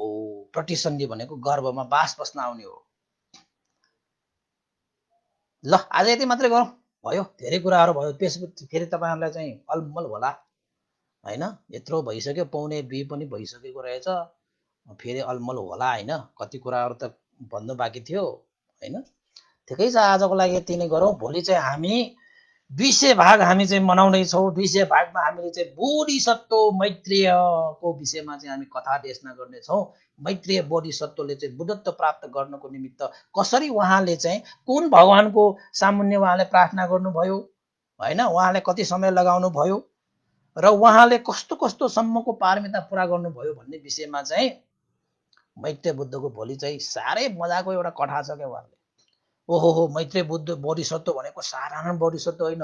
हुरियाढीको भएको कारणले हामीले त सक्दैन कि आफ्नो शिरै छिनालेर भगवान बुद्धलाई चढाएको मैत्रेय बोधिसत्वले त बुद्ध बन्नको निमित्त। हेर्नुहोस् है, शिरै छिनालेर बोधिसत्वको अभ्यास गरिरहँदा हुँदाखेरि अब तपाईँको आफैले शिर काटेर चाहिँ बोधिसत्व भगवान बुद्धको अगाडि चढाउने भनेको त तपाईँको कम त आफ्नो प्राण दान गरेको के। त्यो भनेको गाह्रो छ नि होइन। तर मैत्री बोधिसत्वले त्यो गर्नुभएको छ। हिजो भोलि चाहिँ त्यही कथा म तपाईँलाई सुनाइदिन्छु। आजको लागि यति नै। सबैको मङ्गल होस्, कल्याण होस्, जय होस्। र अन्तमा हामीले अब यत्रो पुण्य गरेँ है, यो अब चाहिँ अब बिहारमा यो कतै चाहिँ प्रोग्राममा डेस्ना गर्न मिल्ने खाले यो यत्रो धेरै त गर्न सकिन्न, छोटो छोटो त गर्न सकिएला होइन, लामो लामो गर्न त सकिँदैन त्यस्तोमा। तर हामीलाई चाहिँ अहिले यो चाहिँ अब कोरोनाले खुबै धर्म कर्म गर्ने चाहिँ अवसर जुराइदिएको छ। एक किसिमले त यस्तो परिस्थितिले पनि त हामीले चाहिँ सदुपयोग गर्न पाएको भनेको पनि एउटा चाहिँ कुशल कर्म पनि हो हुन त। अब कोरोना भनेको फेरि अकुशल कर्म फेरि है, जीवनमा कुशल र अकुशल दुइटै आइरहन्छ कि आइरहन्छ। तर खैर केही छैन। आज चाहिँ पुण्यानुमोदन गर्नुभन्दा अगाडि एकजना हाम्रा चाहिँ श्रद्धालु उपासकले मलाई चाहिँ हिजो एउटा चाहिँ जानकारी गराउनु भएको छ। हाम्रा पोखराका हरिश गुरुङजी हुनुहुन्छ है, उहाँ चाहिँ धेरै श्रद्धालु हुनुहुन्छ। कहिलेकाहीँ उहाँले चाहिँ फोन पनि गर्नुहुन्छ, एकदम चाहिँ धार्मिक छलफल पनि हुन्छ है। र हिजो पनि उहाँले चाहिँ फोन गर्नुभयो र उहाँले चाहिँ हरिश गुरुङ पोखरा हो होइन, उहाँको बहिनी अहिले हाल चाहिँ हङकङमा हुनुहुन्छ। उहाँको बहिनी ज्वाइँ सावित्री गुरुङ, विकास गुरुङ हुनुहुँदो रहेछ। हाल चाहिँ उहाँहरू हङकङमा। र उहाँको छोरी लोप्सङ गुरुङ है, नाम चाहिँ उच्चारण गर्दाखेरि मिस्टेक भयो भने चाहिँ अलिकति उ गरिदिनु होला है। छोरी लोप्सङ गुरुङको आज जन्मदिनको उपलक्ष्यमा उहाँ छोरी लोप्सङ गुरुङको मङ्गलमय कामना, कुशल कामना होइन, कल्याण होस्, जे होस्, मङ्गल होस् आदि इत्यादि उहाँको जीवनमा सफलताले छाओस् भनेर चाहिँ उहाँहरूले कुशल पुण्यको आशा गर्नुभएको कारणले उहाँले चाहिँ जन्मदिनको छोरीलाई चाहिँ अब पिता सावित्री गुरुङ, विकास गुरुङ होइन, अब उहाँको चाहिँ मामा भयो क्या अरे होइन, हरिश गुरुङजी होइन, उहाँहरूले चाहिँ आफ्नो चाहिँ अब भान्जी अनि छोराछोरीलाई चाहिँ जन्मदिनको उपलक्ष्यमा चाहिँ यो पुण्यको अनुभव लागोस् होइन, उहाँ छोरीको चाहिँ उन्नति होस्, प्रगति होस् भन्नको खातिर उहाँहरूले पुण्य गर्नुभएको छ। र जन्मदिनको उपलक्ष्यमा चाहिँ उहाँलाई भन्टेको तर्फबाट पनि जति पुण्य हामीले सम्पादन गरेका छौँ त्यो पुण्यको अनुभवले छोरी लोप्सङ गुरुङलाई जीवनमा उत्तर प्रगति होस्, जीवनमा सफल होस्, कार्यसिद्धि होस् र भगवान् बुद्धले देशना गर्नुभएको सधर्मलाई जीवनमा धारण पालन गर्न सक्नु भई उहाँले आफ्नो जीवनलाई सार तुल्याउनु सक्नुहोस् होइन, मार्गफल निर्वाण धर्मलाई पनि साक्षात् गर्न सक्नुहोस्। र उहाँका पिता आमा होइन सावित्री गुरुङ र विकास गुरुङ परिवार सबैलाई पनि यो पुण्यको अनुभवले चाहिँ उहाँहरूको जीवनमा सुखमय शान्तिमय छाओस् र धर्मको ज्योति उहाँहरूको जीवनमा फैलियोस् होइन, बुद्ध धर्मसँग त्रिरत्नको अनुभवले उहाँहरूको जीवनमा मङ्गलमय होस्, कल्याणमय होस् भनेर उहाँहरूको लागि पनि आज मैत्री प्रसार गर्न चाहन्छु। र हामी सबैले पुण्य अनुमोदन गरौँ र उहाँको छोरी लोप्सङ गुरुङको यो जन्मदिनको उपलक्ष्यमा उहाँहरूले चाहिँ आर्थिक सहयोगको रूपमा उहाँहरूले 10,005 रुपियाँ पनि आर्थिक सहयोग हिजो चाहिँ उहाँहरूले चाहिँ दान गर्नुभएको, आजको दिनको लागि चाहिँ उहाँहरूले चाहिँ दान गर्नुभएको छ। उहाँहरूको लागि यो दान पुण्यको अनुभवले पनि उहाँहरूको जीवन सुखमय होस्, शान्तिमय होस् भन्ने आशिका पनि व्यक्त गर्न चाहन्छु है। र अन्तमा हामी सबैले गरेको यो पुण्यलाई अनुमोदन गर्नको निमित्त साधु साधु दिनुहोला। साधु साधु साधु। इदं नो ज्ञातिनं होतु सुखिता वन्तु ज्ञातयो। इदं नो ज्ञातिनं होतु सुखिता वन्तु ज्ञातयो। इदं नो ज्ञातिनं होतु सुखिता वन्तु ज्ञातयो। एतावता सम्मेहि सम्भतं पुण्यसम्पदं सब्बे देवा अनुमोदन्तु सब्ब सम्पत्तिसिद्धिया। एतावता सम्मेहि सम्भतं पुण्यसम्पदं सब्बे सत्ता अनुमोदन्तु सब्ब सम्पत्तिसिद्धिया। एतावता सम्मेहि सम्पदं पुण्यसम्पदम् सर्वे भूतानुमोदन्तु सर्व सम्पत्ति सिद्धिया साधु साधु साधु भवतु सर्वमङ्गलम्। सबैको जय होस्, मङ्गल होस्, कल्याण होस्। साधु साधु साधु।